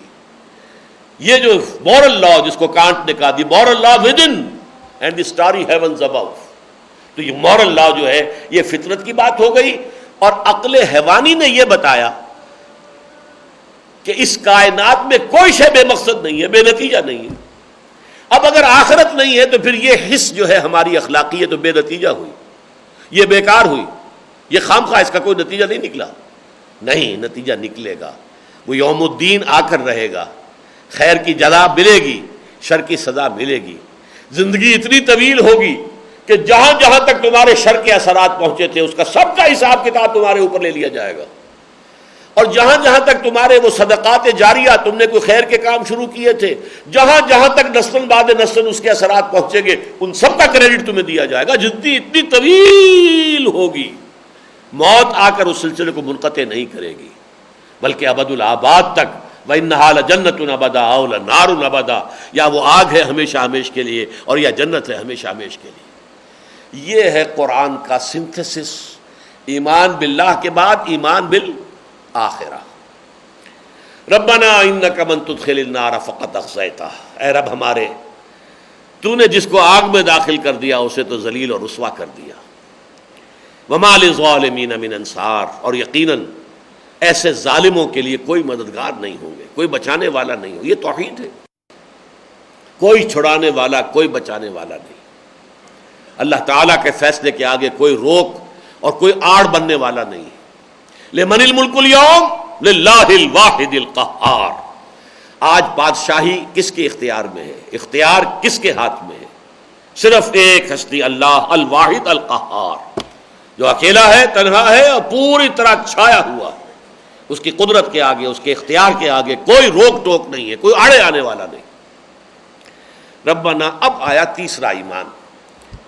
یہ شیخ الہند رحمۃ اللہ علیہ کے جو حواشی ہیں میرے پاس جو ہے قرآن مجید، اس میں انہوں نے خوبصورت اصطلاح استعمال کی ہے، ایمان عقلی اور پھر ایمان سمعی. اب تک جو ہم نے بحث پڑھی ہے ایمان عقلی ہے. عقل روحانی قلب، فطرت، عقل انسانی یا حیوانی یہ دماغ. ان دونوں کے امتزاج سے اللہ پر ایمان، آخرت پر ایمان، یہ انسان کو حاصل ہو گیا. یہ چیزیں جب حاصل ہو جاتی ہے کسی انسان کو جو سلیم الفطرت ہے، سلیم العقل ہے، اس کی یہ عقل بھی سلیم ہے، سالم ہے، محفوظ ہے، پرورٹڈ نہیں ہے، اور یہ عقل بھی صحیح ہے، درست ہے، ایک سیدھے ایک لاجیکل انداز میں غور و فکر کر کے نتائج اخذ کر سکتی ہے. ان دونوں کے نتیجے میں ایمان باللہ نمبر 1 اور پھر ایمان بالآخرہ یا ایمان بالمعاد، یہاں تک پہنچ گئے. اب ایسے لوگ جو یہ عقل کی وادیاں طے کر چکے ہوں، دیکھیے مجھے یاد آ گیا اچانک اقبال کا شعر، خرد کی گتھیاں سلجھا چکا میں، میرے مولا مجھے صاحب جنو کر. پہلا مصرع ذہن میں رکھیے، خرد کی گتھیاں جنہوں نے سلجھا لی، وہ سلیم الفطرت انسان جس نے اس کائنات کے گوشے گوشے سے جو گواہیاں مل رہی ہیں، جو شہادتیں مل رہی ہیں، ان کو ان سے اور قلب کی گہرائیوں میں جو اللہ تعالیٰ کی ایک معرفت موجود تھی اس کے حوالے سے اللہ کو پہچان لیا. پھر نیکی اور بدی کی کا امتیاز جو قلب کے اندر ہے، جو فطرت میں ہے، اس کے حوالے سے، اور یہ کہ یہاں کوئی شے بے نتیجہ نہیں ہے، انہوں نے آخرت کو پہچان لیا. ایسے شخص کے کانوں میں جب کسی نبی کی آواز آتی ہے وہ ایسے والہانہ لپکتا ہے کہ اسے کوئی دلیل کی ضرورت نہیں. جیسا کہ میں نے شروع میں عرض کیا تھا، صدیقین، یہ ہے ایمان سمعی. اب انہوں نے سنا اب تک ایمان عقلی تھا، ان فی خلق السماوات والارض واختلاف اللیل والنہار لآیات لأولی الالباب، ہوش مند الذین یعقلون، یہ ان کا ایمان عقلی ہے۔ مزید غور و فکر انہوں نے کیا ہے، تفکر کیا ہے تذکر کے ساتھ۔ الذین یذکرون اللہ قیاما وقعودا وعلی جنوبہم ویتفکرون فی خلق السماوات والارض۔ اب مزید پہنچ گئے آخرت، جزا و سزا۔ اب جن لوگوں نے یہاں تک رسائی خود حاصل کر لی، جب کسی نبی کی دعوت اس کے کان میں پڑتی ہے تو ان کا رد عمل کیا ہوتا ہے؟ ربنا اننا سمعنا منادیا ینادی للایمان ان آمنوا بربکم فآمنا۔ اے رب ہمارے، اسے کہا ہے شیخ الہند نے، یہ ایمان سمعی ہے، سماعت پر اس کا دار و مدار ہے۔ نبی کی آواز جب آئے گی تو یہ سماعت کے حوالے سے آئے گی۔ ایمان باللہ، ایمان بالآخرت قلب کی گہرائیوں سے نکل آئیں گے، فطرت انسانی اور عقل انسانی کے حوالے سے۔ لیکن یہ معاملہ ہے اب سماعت کے اوپر۔ اے رب ہمارے، ہم نے سنا ایک ندا کرنے والے، منادی کرنے والے، ایک ندا پکارنے والے کی پکار کو، کہ وہ پکار رہا ہے، ندا کر رہا ہے، آواز لگا رہا ہے، دعوت دے رہا ہے، ان آمنوا بربکم، اپنے رب پر ایمان لاؤ۔ فآمنا، تو ہم ایمان لے آئے۔ یہ ہے وہ صدیقین کے ایمان کی کیفیت۔ کوئی دلیل طلب نہیں کی، کوئی معجزہ طلب نہیں کیا۔ جنہوں نے معجزے طلب کیے وہ معجزے کے بعد بھی کبھی ایمان نہیں لائے۔ قوم سمود کو وہ معجزہ دیا گیا جو انہوں نے مطالبہ کیا تھا، لیکن ایمان نہیں لائے۔ عظیم ترین معجزے حضرت موسیٰ علیہ السلام کے 9 معجزے آل فرعون نے دیکھے، ایمان نہیں لائے۔ حضرت عیسیٰ کے تو معجزے جو ہیں انتہا کے ہیں، جن سے آگے کا کوئی حصی معجزہ ہو ہی نہیں سکتا، لیکن نہیں، ایمان نہیں لائے۔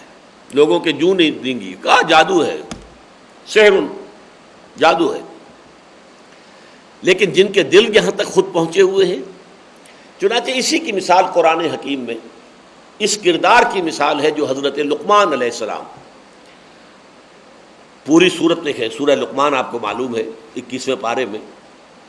لقمان کون تھے؟ نہ نبی تھے، نہ کسی نبی کے پیروکار تھے، سلیم الفطرت سلیم العقل انسان، اپنے غور و فکر سے، اپنے سوچ سے پہنچ گئے تھے توحید تک بھی، معاد تک بھی۔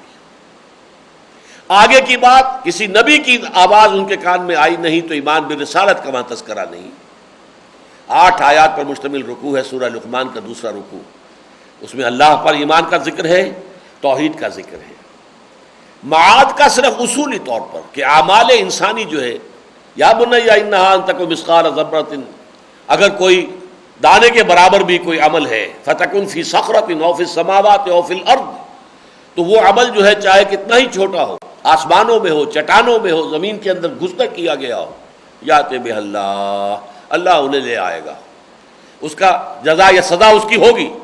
فمن یعمل مثقال ذرۃ خیرا یرہ ومن یعمل مثقال ذرۃ شرا یرہ۔ یہاں تک تو پہنچ گئے۔ باقی اس پورے رکوع کے اندر جن کی نگاہ میں ہے، کہیں نبوت کا ذکر نہیں، رسالت کا ذکر نہیں، کسی کتاب کا ذکر نہیں، کسی شریعت کا ذکر نہیں، جنت کا نام نہیں، دوزخ کا نام، اس لیے کہ یہ چیزیں جو ہے یہ صرف نبوت کے ذریعے سے معلوم ہوتی۔ اجمالاً یہ کہ بدلہ مل کر رہے گا، یہاں تک عقل پہنچا دے گی۔ وہ بدلہ کیا ہوگا، جنت میں نعمتیں کیسی ہوں گی، اور دوزخ میں عذاب جو ہے کس یہ تو ظاہر بات ہے کہ نبوت کے ذریعے سے معلوم ہوگا۔ حساب کتاب کیسے ہوگا، بعد بعد الموت کیسے ہوگا، یہ صرف نبی نے بتانا ہے۔ لیکن اصولی طور پر وہ 2 باتیں، ایمان عقلی جو ہے، ایمان باللہ، ایمان بالآخرہ۔ ایمان سمعی کیا ہے؟ اب نبی نے جب یہ کہا کہ اسی بات کی میں تم دعوت دے رہا ہوں، فوراً ایمان لائے، اور اب نبی نے جو کچھ بتایا وہ سب کو مان لیا۔ اس نے بتایا کہ تم مرنے کے بعد اٹھا دیے جاؤ گے، بعد الموت، واللہ لتموتن کما تنامون، خدا کی قسم تم سب پر موت طاری ہوگی جیسے کہ روزانہ رات کو سو جاتے ہو، پھر تمہیں زندہ کر لیا جائے گا، ثم لتبعثن کما تستيقظون، جیسے روزانہ صبح کو بیدار ہو جاتے ہو ایسے اٹھو گے قیامت کے دن، جیسے صبح بیدار ہو گئے اسی طریقے سے بیدار ہو جاؤ گے، اپنے قبروں میں سے نکل کر آؤ گے، دوڑتے ہوئے اپنے قبروں سے نکلو گے۔ ثم لتحسبن بما تعملون، پھر جو کچھ تم عمل اس وقت کر رہے ہو اس کا پورا پورا حساب تم سے لیا جائے گا۔ ثم لتجزون بالاحسان احسانا وبالسوء سوءا، پھر بدلہ مل کر رہے گا، بھلائی کا بھلا، برائی کا برا. اور وہ کیا ہے؟ وَإِنَّهَا لَجَنَّةٌ أَبَدًا أَوْ لَنَارٌ أَبَدًا، یا وہ جنت ہے ہمیشہ ہمیشہ کے لیے، یا آگ ہے ہمیشہ ہمیشہ کے لیے. یہ خبریں جو ہیں یہ رسالت کے ذریعے سے ملتی ہیں. ربنا اننا سمعنا منادیا ینادی للایمان، اے رب ہمارے، ہم نے سنا ایک پکارنے والے کی پکار کو کہ وہ پکار رہا ہے ایمان کی کے لیے، ایمان کی طرف ندا لگا رہا ہے، منادی کر رہا ہے ایمان کی. ان آمنوا بربکم، کہ ایمان لاؤ اپنے رب پر. فآمنا، ہم ایمان لے آئے. ربنا فاغفر لنا ذنوبنا، تو اے رب ہمارے بخش دے ہمیں ہمارے سارے گناہ. گناہ سے کوئی مبرہ نہیں ہے. اللہ معصوم بنا دیتا ہے انبیاء کو، رسول کو، لیکن یہ نہیں ہے کہ ان کے اندر سے بھی کوئی جو تقاضا ہے بشریت کا وہ سلب کر لیا جائے. نہیں، تقاضے اپنی جگہ ہوتے ہیں، لیکن اللہ انہیں حفاظت عطا فرماتا ہے، پروٹیکشن عطا فرماتا ہے. معصوم کے معنی یہ ہے پروٹیکٹڈ ہے وہ. باقی انسان بڑے سے بڑا انسان اس سے خطا ہو جائے گا. کل بنی آدم خطاؤن وخیر الخطائین التوابون، تمام بنی آدم جو ہے خطا کار ہیں، انتہائی خطا کار ہیں، خطاؤن ہیں. اور ان خطا کاروں میں بہترین لوگ وہ ہیں کہ جو توابون ہیں، توبہ کرتے ہیں، رجوع کرتے ہیں اللہ کی جناب میں، اللہ تعالی کی جناب میں پلٹتے ہیں، گر گرا کر جو ہے معافی چاہتے ہیں. یہ توابون ہیں. تو اے اللہ اب ہمارے گناہوں کو بخش دے. ایک تو یہ کہ ایمان لانے سے پہلے کی زندگی ہماری جو غفلت میں تھی، اس میں جو کوئی بھی غلط کام ہو گئے ہیں، اے اللہ ان کو بخش دے. ہمارے نامہ اعمال کے ان دھبوں کو دھو دے. اور یہ بات ہے، حدیث میں آئی ہے کہ 3 عمل ایسے ہیں کہ جن سے انسان کی زندگی، سابقہ زندگی کے سارے گناہ معاف ہو جاتے ہیں. ایک، جو شخص کفر سے ایمان میں آ گیا، اسلام لے آیا. اب ظاہر بات ہے جو کفر کی زندگی میں تھا تو اس کی جو غفلت کی زندگی تھی، اللہ سے دوری کی زندگی تھی، اس کے اندر جو بھی اس نے گناہ کیے سب معاف. دوسرے، جس نے ہجرت کی خالص اللہ کی رضا جوئی کے لیے اور اللہ کے دین کے غلبے کی جد و جہد کا تقاضا سمجھ کر اپنے اہل و عیال، گھر بار کو چھوڑ کر وہ نکلا اور چلا گیا تاکہ اللہ کے دین کی نصرت کے لیے جہاں بھی جا کر محنت کر سکے اور جہاں ضروری ہو وہاں پہنچے. یہ ہجرت جو ہے یہ بھی ایسی شے ہے کہ جو سابقہ زندگی کے سارے گناہوں کو کفارہ بن جاتی ہے. تیسری شے ہے، اس میں عموم ہے، اور وہ ہے حج مبرور، وہ حج جو اللہ کے ہاں قبول ہو گیا ہو. ویسے یہ کہ حج کرنے والے تو بہت ہیں، لیکن حج مبرور کن کا ہے، کتنوں کا ہے، یہ اللہ ہی بہتر جانتا ہے. وہ حج حلال کی کمائی سے ہو، حرام سے نہ ہو. یا یہ کہ اگر حرام کا تھا بھی معاملہ تو توبہ کر کے، توبۃ النصوحہ، بالکل خالص توبہ کرنے کے بعد پھر حج کے سفر کا ارادہ کرے. انسان پکا ارادہ کر لے کہ آئندہ جو ہے وہ کوئی غلط کام نہیں کروں. اور پھر یہ کہ حج کے تمام جو بھی ہے شرائط اور آداب اس کے ساتھ ان کو ادا کیا جائے. حج مبرور اگر ہے تو وہ بھی پھر سابقہ گناہ جو ہے جتنے ان کا وہ ایک کفارہ بن جاتا ہے. ربنا فاغفر لنا ذنوبنا، پس ہے ہمارے رب ہمارے لیے بخش دے، معاف فرما دے ہماری کوتاہیوں کو، ہمارے گناہوں کو. وکفر عنا سیئاتنا، اور دور کر دے ہم سے ہماری برائیاں. کفر کے لفظی معنی جو ہے چھپا دینے کے بھی ہے، ڈھانپ دینا، چھپا دینا. اس کے دونوں مفہوم ہیں. ایک تو ہمارے نامہ اعمال میں اس وقت تک جو سیاہی ہے اسے دھو دے، اور یہ کہ ہمارے دامن اخلاق میں جو دھبے لگے ہوئے ہیں اللہ انہیں دھو دے. یعنی ہماری کوئی عادتیں بری ہیں، کوئی غلط ہم کام کرتے ہیں اور وہ ہماری ایک طبیعت ثانیہ بن گئی ہو فرض کیجئے. اب اے اللہ تو تیرے ہی فضل و کرم سے ہمیں توقع ہے، ہمارا ارادہ ہے، ہم دوبارہ انشاءاللہ وہ حرکت نہیں کریں گے پروردگار، ہمارا ارادہ ہے، عزم ہے، لیکن یہ کہ اس کے لیے ہمیں تیری مدد درکار ہے. یہی ربط و تعلق ہے سورہ فاتحہ کی مرکزی آیت کا، ایاک نعبد و ایاک نستعین. اے رب ہم وعدہ کرتے ہیں کہ تیری ہی بندگی کریں گے، لیکن اس کے لیے ہمیں تیری مدد کی ضرورت ہے. ایاک نستعین، ہمیں یہ معلوم ہے کہ ہم صرف اپنے بل بوتے پر، اپنی طاقت کے اوپر صراط مستقیم پر نہیں چل سکتے. صراط مستقیم کی ہدایت تو دے، ہمیں انگلی پکڑ کر چلا. اهدنا الصراط المستقیم صراط الذین انعمت علیہم غیر المغضوب علیہم ولا الضالین. تو ربنا فاغفر لنا ذنوبنا وکفر عنا سیئاتنا وتوفنا مع الابرار، اور ہمارا خاتمہ کیجو اپنے نیکوکار بندوں کے ساتھ. ابرار، بر کہتے ہیں بر نیکی، یہ ہم پڑھ چکے ہیں سورہ بقرہ میں، لیس البر ان تولوا وجوہکم قبل المشرق والمغرب. یہ جو ہے آیہ بر، یہ بھی سورہ بقرہ کی عظیم ترین آیات میں سے ہے. بر کہتے ہیں وفادار انسان کو، جو بھی اس کے فرائض ہیں، جو تقاضے ہیں اللہ کے دین کے، ان کو پورا کر رہا ہو۔ ابرار اس کی جمع ہے۔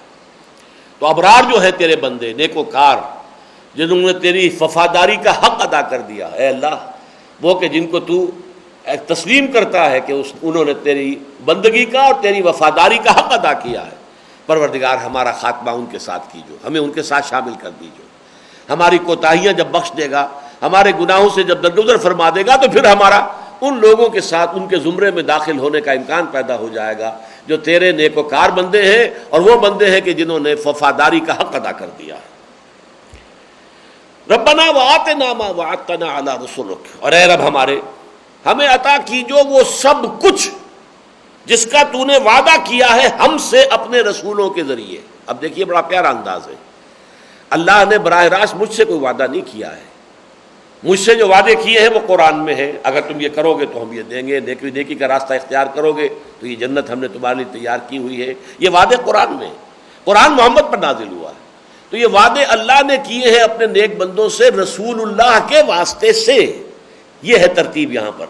ربنا وآتنا ما وعدتنا علی رسلک، اے رب ہمیں وہ سب کچھ عطا فرمائیو جس کا کہ تو نے ہم سے وعدہ کیا ہے اپنے رسولوں کے ذریعے۔ گویا کہ تمام کتابوں کے اندر جو بھی تیرے وعدے آئے ہیں اپنے نیکوکار بندوں کے ساتھ، جو تیرے مقبول ہوں، بارگاہ خداوندی کے جو مقبولین ہوں، ان کے ساتھ ہمارا حشر کیجو، اور یہ کہ جو کچھ تو نے ان کے ساتھ وعدے کیے وہ ہمیں ساری چیزیں دیجو۔ ربنا وآتنا ما وعدتنا علی رسلک ولا تخزنا یوم القیامہ، اور اے رب ہمارے، ہمیں رسوا نہ کیجو قیامت کے دن۔ یہ رسوائی قیامت کی تو بہت بڑی ہے، رسوائی دنیا کی بھی بہت بری ہے۔ اللہم اجرنا من خزی الدنیا وعذاب الآخرہ، اے اللہ ہمیں دنیا کی رسوائی سے بھی بچا، اپنی پناہ میں لے لے، اور آخرت کے عذاب سے بھی ہمیں اپنی پناہ میں لے لے، ہمیں بچا لے۔ تو خزی الدنیا اور عذاب الآخرہ، یہاں پر یہ لا تخزنا یوم القیامہ، قیامت کے دن ہمیں رسوا نہ کیجو۔ ہماری کوتاہیاں ہوں، بہت سے لوگوں کا اللہ تعالیٰ حساب پوشیدگی میں لیں گے، ان کی اگر کوئی غلط حرکتیں ہیں اسے تشتزبام نہیں کریں گے، ان کا اعلان عام نہیں کریں گے۔ جیسے ان کیمرہ ہو جاتی ہے کوئی ہیئرنگ، ایسی ہیئرنگ ہو جائے گی کہ لوگوں کے علم میں نہ آئے کہ ان کے اندر کیا کیا تھے۔ فرض کیجئے کہ وہ لوگوں میں ان کا ایک اچھا وقار تھا، ان کی ایک حیثیت تھی، وہ دین کے قائدین میں سے تھے یا داعیین میں سے تھے، خادمین میں سے تھے، کوئی کوتاہی، کوئی کمزوری بشری بنیاد کے اوپر ان کے اندر تھی، تو اگر اس کا چرچا وہاں کر دیا جائے تو گویا کہ ان کے لیے رسوائی ہوگی۔ ولا تخزنا یوم القیامہ، اے رب ہمیں معلوم ہے ہماری کوتاہیاں ہیں، ہم پاک نہیں ہیں عیوب سے، لیکن قیامت کے دن ہمیں رسوائی سے بچائیے۔ یعنی اگر ہمارا حساب کتاب لینا بھی، علامہ اقبال نے تو بڑے عجیب انداز میں اس کی اللہ سے مناجات کی ہے، تو غنی از ہر دو عالم من فقیر، روز محشر عذرہا از من پذیر۔ اے اللہ تو تو دو عالم سے غنی ہے، تجھے کسی کی نیکی سے کوئی فائدہ نہیں، کسی کی برائی سے کوئی تیرا نقصان نہیں۔ تو غنی از ہر دو عالم من فقیر، میں فقیر ہوں۔ میرے فقیر کا معاملہ کیا ہے کہ عذرہا، قیامت کے دن عذرہا از من پذیر، میرے جو بھی عذرات ہوں گے میں معذرتیں کروں گا، معافیاں مانگوں گا، اے پذیرائی دیجیے ان کو، میری معذرتوں کو قبول فرمائیے۔ ور حساب رات بینی ناگزیر، اور اگر میرا حساب کتاب کھولنا ہی ہو، ناگزیر ہی ہو میرا حساب، میرا جو اعمال نامہ ہے، از نگاہ مصطفیٰ پنہا بگیر، محمد صلی اللہ علیہ وسلم کی نگاہوں سے پنہا، میں اس کی نگاہوں، آپ کی نگاہوں میں شرمندہ نہ ہو جاؤں۔ تجھ پر تو ہر چیز آیا ہے، تجھے سب معلوم ہے میرے اندر کیا ہے کیا نہیں ہے، کیا خرابی ہے، بس سب تیرے علم میں تو ہے، لیکن میں محمد کے سامنے شرمسار نہیں ہونا چاہتا۔ ور حساب امرات بینی ناگزیر، از نگاہ مصطفیٰ پنہا بگیر، ذرا خفیہ حضور کی نگاہوں سے خفیہ رکھتے ہوئے میرا حساب لے لیجیے جو لینا ہے۔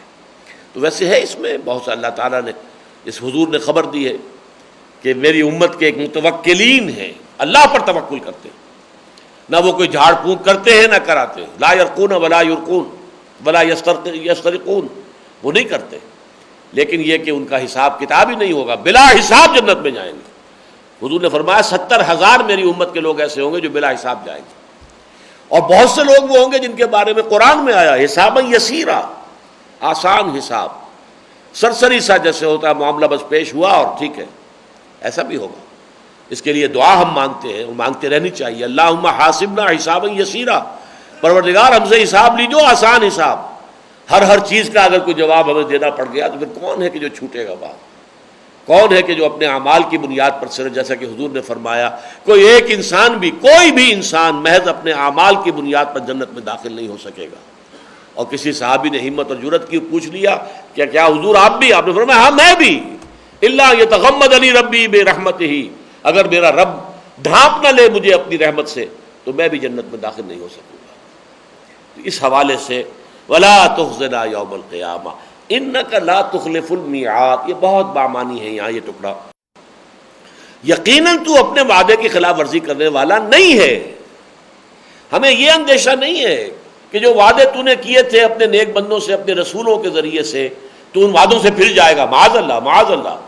ہمیں اندیشہ ہے تو اس کا ہے کہ ہم ان وعدوں کا مصداق ثابت ہو سکیں گے یا نہیں، ہم ڈیزرو کر سکیں گے کہ نہیں، یہ ہے جس کا شک ہے ہمیں، جس کی وجہ سے ہم کہہ رہے ہیں کہ ہمارے گناہوں کو بخش دے۔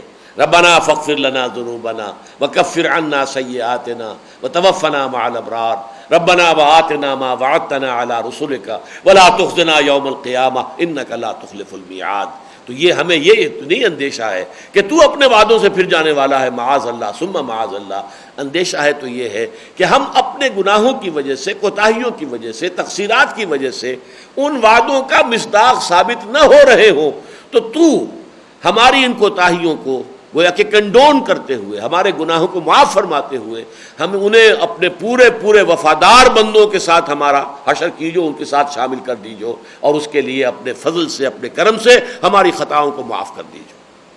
اس کے بعد کی اگلی آیت جو طویل ہے، اس کو میں نے رکھ لیا ہے، اور ویسے بھی ابھی 5 آیات باقی ہیں اس رکوع کی، وہ اگلے درس کے لیے ہے، لیکن یہ ہے کہ اس میں جو اہم ترین حصہ آ رہا ہے وہ یہ ہے کہ یہ جو ایمان عقلی اکتسابی ایمان، پھر ایمان سمعی، اولو الالباب ہوش مند لوگ، ان لوگوں کے ایمان جن کی کیفیت یہ ہوتی ہے، ان کے عمل کا نقشہ کیا ہوتا ہے، یہ ہے جو اگلی آیت میں آئے گا۔ کون سا نقشہ پھر ان کا ہے؟ پھر یہ لوگ، ان کی ظاہر بات ہے جیسا کہ ہم نے سورہ بقرہ والی آیت میں پڑھا، وَمِنَ النَّاسِ مَن يَتَّخِذُ مِن دُونِ اللَّهِ أَندَادًا يُحِبُّونَهُمْ كَحُبِّ اللَّهِ وَالَّذِينَ آمَنُوا أَشَدُّ حُبًّا لِلَّهِ۔ جو اہل ایمان ہیں ان کی تو شدید ترین محبت اللہ کے ساتھ ہوتی ہے، اور اللہ کے ساتھ محبت، رسول کے ساتھ محبت، اللہ کے راہ میں جہاد کی محبت۔ اگر اللہ کے ساتھ محبت ہے تو اللہ کی راہ میں جہاد سے محبت ہوگی، کہ اللہ کے دین کے لیے غیرت اور حمیت ہو ہمارے اندر، اور اس کے لیے تن من دھن سب کچھ قربان کرنے کے لیے تیار ہو جائیں۔ یہ جو اولو الالباب ہیں، یہ جو صدیقین ہیں، ان کی شان پھر یہ ہوتی ہے، ایمان لانے کے بعد وہ یہ نہیں ہے کہ وہ بس جیسے ایمان لانے سے پہلے تھے ویسے ہی ان کی مصروفیات، ویسے ہی ان کی دلچسپیاں، ویسے ان کے معمولات چل، نہیں، اب وہ ہمتن ان کی زندگی میں انقلاب آتا ہے۔ محبوب ترین ہستی اللہ، اور اسی کے لیے اپنا سب کچھ، تن من دھن سب کچھ اس کے لیے وقف کر دیتے ہیں۔ یہ نقشہ آئے گا آگے۔ آخری نقطہ میں بیان کر دوں، یہ آج صدیقین کا جو ایمان کی جو میں نے کیفیت بیان کی ہے، ایک اشکال پیدا ہو سکتا ہے کہ ہمارے پاس جو ہے وہ تو تقلیدی ایمان ہے، ہم تو پیدائشی مسلمان ہیں، آیا یہ کنورٹ ہو سکتا ہے اکتسابی ایمان میں؟ آیا اس ایمان کی یہ کیفیت ہو سکتی ہے کہ جو یہاں آج ہم نے ان آیات میں پڑھی ہے؟ یہ سوال عملی ہے۔ اللہ تعالیٰ ہمارے اندر یہ امنگ پیدا کرے۔ آرزو اول تو پیدا ہو نہیں سکتی کبھی، اور ہو جائے تو مر جاتی ہے یا رہتی ہے خام۔ دنیا کی آرزویں تو جوان رہتی ہیں ہر وقت، آدمی چاہے جو ہے قبر کے کنارے پہنچا ہوا ہو، دنیا کی آرزویں جوان رہتی ہیں، بوڑھی نہیں ہوتی۔ الہاکم التکاثر حتی زرتم المقابر۔ لیکن کبھی کبھی کوئی نیکی کا جذبہ بھی انسان میں پروان ہو، کوئی ابھرتا ہے تو وہ مر جاتا ہے، اسے پروان چڑھانا ہے، اسے آگے بڑھانا ہے۔ تو اللہ تعالیٰ اگر آپ کے دل میں آج یہ امنگ پیدا کرے کہ اللہ ہمیں بھی یہ ایمان عطا کرے، تو عین ممکن ہے۔ یہ قرآن مجید میں تدبر کے ذریعے سے، غور و فکر کے ذریعے سے، قرآن میں غوطہ زنی کر کے، آیات قرآنیہ کے حوالے سے، اور پھر اگر اللہ تعالیٰ نے آپ کو سائنس کا علم بھی دیا ہے، اس کے بعد آپ کو کائنات کی ہر شے اللہ کی ایک نشانی نظر آئے گی۔ ہر شے گویا کہ اپنے وجود سے گواہی دے گی اللہ تعالیٰ کے وجود کی، اور اللہ تعالیٰ کی صفات کمال کی. جیسے کہ ایک تصویر کہیں لگی ہوئی ہے مصور کی، تو وہ تصویر جو ہے وہ گواہی دیتی ہے اپنے مصور کے کمال فن کی. بڑا کامل الفن مصور ہے صاحب، کوئی شک نہیں. تصویر میں کچھ نہیں ہے، جو کچھ ہے مصور میں ہے. تصویر تو صرف اس مصور کے کمال فن کو ظاہر کر رہی ہے، کمال فن کو. اسی طرح اس کائنات کی ہر شے جو ہے، برگ درختان سبز در نظر ہوشیار، ہر ورق دفترست از معرفت کردگار. دیکھنے والی آنکھ چاہیے، نگاہ بینا چاہیے، دیکھنے والی آنکھ، حیوانوں والی کا دیکھنا نہیں. دیدن دیگر آموز شنیدن دیگر آموز. گاڑی کا ہارن کتے نے بھی سن لیا، آپ نے بھی سن لیا. آگے سے گاڑی آ رہی ہے، آپ کی آنکھوں نے بھی دیکھ لیا، کتے کی آنکھ نے بھی دیکھ لیا، وہ بھی بچ رہا ہے، آپ بھی بچ رہے ہیں. یہ دیکھنا اور یہ سننا اپنی جگہ ہے. دیدن دیگر آموز، کوئی اور دیکھنا بھی ہے، دل کی آنکھ سے دیکھنا. شنیدن دیگر آموز، ایک اور سننا بھی ہے، وہ دل کے کانوں سے سننا ہے. وہ دیکھنا سیکھو، وہ سننا سیکھو. اگر یہ جو ہے پیدا ہو جائے انسان کے اندر، تو گویا کہ کائنات کا ذرہ ذرہ اسے پکارتا ہوا نظر آئے گا. وَإِن مِّن شَيْءٍ إِلَّا يُسَبِّحُ بِحَمْدِهِ وَلَٰكِن لَّا تَفْقَهُونَ تَسْبِيحَهُمْ. کوئی ایک شے نہیں ہے اس پوری کائنات کے اندر جو ہر وقت ہر ہماتن اللہ کی تسبیح نہ کر رہی ہو اور حمد نہ کر رہی ہو، لیکن تم اس کی تسبیح اور حمد کو سمجھ نہیں سکتے. اپنے وجود سے وہ اللہ کے وجود پر، اللہ کے صفات کمال پر، اس کی شان تنزیہی، اس کے اوپر گویا کہ وہ گواہی دینے والی شے ہے. یہ معاملہ جو ہے قرآن مجید کے ذریعے سے، غور و فکر کے ذریعے سے آپ اس منزل تک رسائی حاصل کر سکتے ہیں کہ یہ ایمان حقیقی، یہ ایمان عقلی اور ایمان سمعی جو ہے وہ بالکل صدیقین کے ایمان کے درجے میں، اور درجے جو ہوں گے اونچے. ابو بکر صدیق کا درجہ جو ہے صدیق اکبر ہے، وہ تو معاملہ جو ہے وہ دور کی بات ہے. لیکن فی نفس ہی صدیقیت، اس کا درجے جو بند نہیں ہے، یہ دروازے کھلے ہیں. وہ جو 4 درجے بیان کیے تھے میں نے آج، من النبیین والصدیقین والشہداء والصالحین. جو صالحین ہے یہ بیس لائن ہے، یہ آگے بڑھیں محنت کریں شہداء کے زمرے میں بھی شامل ہو سکتے ہیں، آگے بڑھیں محنت کریں صدیقین کے زمرے میں شامل ہو سکتے ہیں. ہاں یہ آخری جو ہے یہ بینڈ ہے. نبیین یہ وہ بھی تھا پہلے بھی، اور اب یہ دروازہ بند ہے. پہلے بھی یہ کوئی شخص اپنی ریاضت سے، اپنی محنت سے، عبادت سے، نیکی سے، کوشش سے نبی نہیں بن سکتا تھا. یہ اکتسابی شے نہیں تھی، وہ بھی تھی. اللہ جس کو بناتا تھا وہ نبی بنتا تھا، اور اب تو اس کا دروازہ بند ہے. تو یہ نبوت کا دروازہ تو بند ہے، لیکن صدیقیت اور شہادت اور صالحین مومنین یہ دروازے کھلے ہوئے ہیں. ہمت کرے آدمی، محنت کرے. اس کے راستے ہیں کہ جو بتائے گئے قرآن میں، وہ آج کا موضوع نہیں ہے.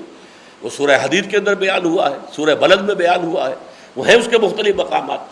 لہذا اسی لیے میں آپ سے کہہ رہا ہوں، ایک بڑا پیارا شعر ہے علامہ اقبال کا، تو عرب ہو یا عجم ہو تیرا لا الہ الا، لغت غریب جب تک تیرا دل نہ دے گواہی. ہم یہ سمجھتے ہیں نا عربوں کو تو عربی آتی ہے، وہ قرآن کو سمجھتے ہیں، یہ ہے وہ ہے. ہم تو اجمی ہیں بیچارے، ہمیں قرآن کی سمجھ نہیں ہے. علامہ کہتے ہیں یہ عربی اجمی ہونے سے کچھ نہیں ہوتا، وہ بھی قرآن کے الفاظ سمجھ کر رہ جاتے ہیں. اس سے آگے اس کی گہرائی میں پہنچنا ان کے لیے بھی ممکن نہیں ہے جب تک دل گواہی نہ دے. یہ لا الہ الا اللہ محمد الرسول اللہ، اس کا ترجمہ انہیں معلوم ہے، انہیں مطلب معلوم ہے، لیکن یہ کہ دل سے گواہی کا اس کا نکلنا بالکل دوسری شے ہے. تو عرب ہو یا عجم ہو تیرا لا الہ الا، لغت غریب، وہ اجنبی الفاظ ہیں یہ، جب تک تیرا دل نہ دے گواہی. وہ دل کی گواہی دینے کا راستہ یہ ہے کہ اگر فطرت انسانی جو ہے، دل مرا نہیں ہے، زندہ ہے. مجھے یہ غم ہے دل زندہ تو نہ مر جائے. یہ دل زندہ ہو، اس میں وہ فطرت سلیمہ برقرار ہو، تو قرآن مجید کے ذریعے سے پھر انسان کے اندر وہ علم جو ہے، وہ ایمان اکتسابی، ایمان شعوری یہ پیدا ہوتا ہے. اور یہ ہے در حقیقت صدیقیت کا ایمان. اس کا جو عملی نقشہ ہوتا ہے صدیقین کی زندگی کا، وہ انشاءاللہ اگلے درس میں ہوگا. بارک اللہ لی ولکم فی القرآن العظیم ونفعنی وإیاکم بالآیات والذکر الحکیم.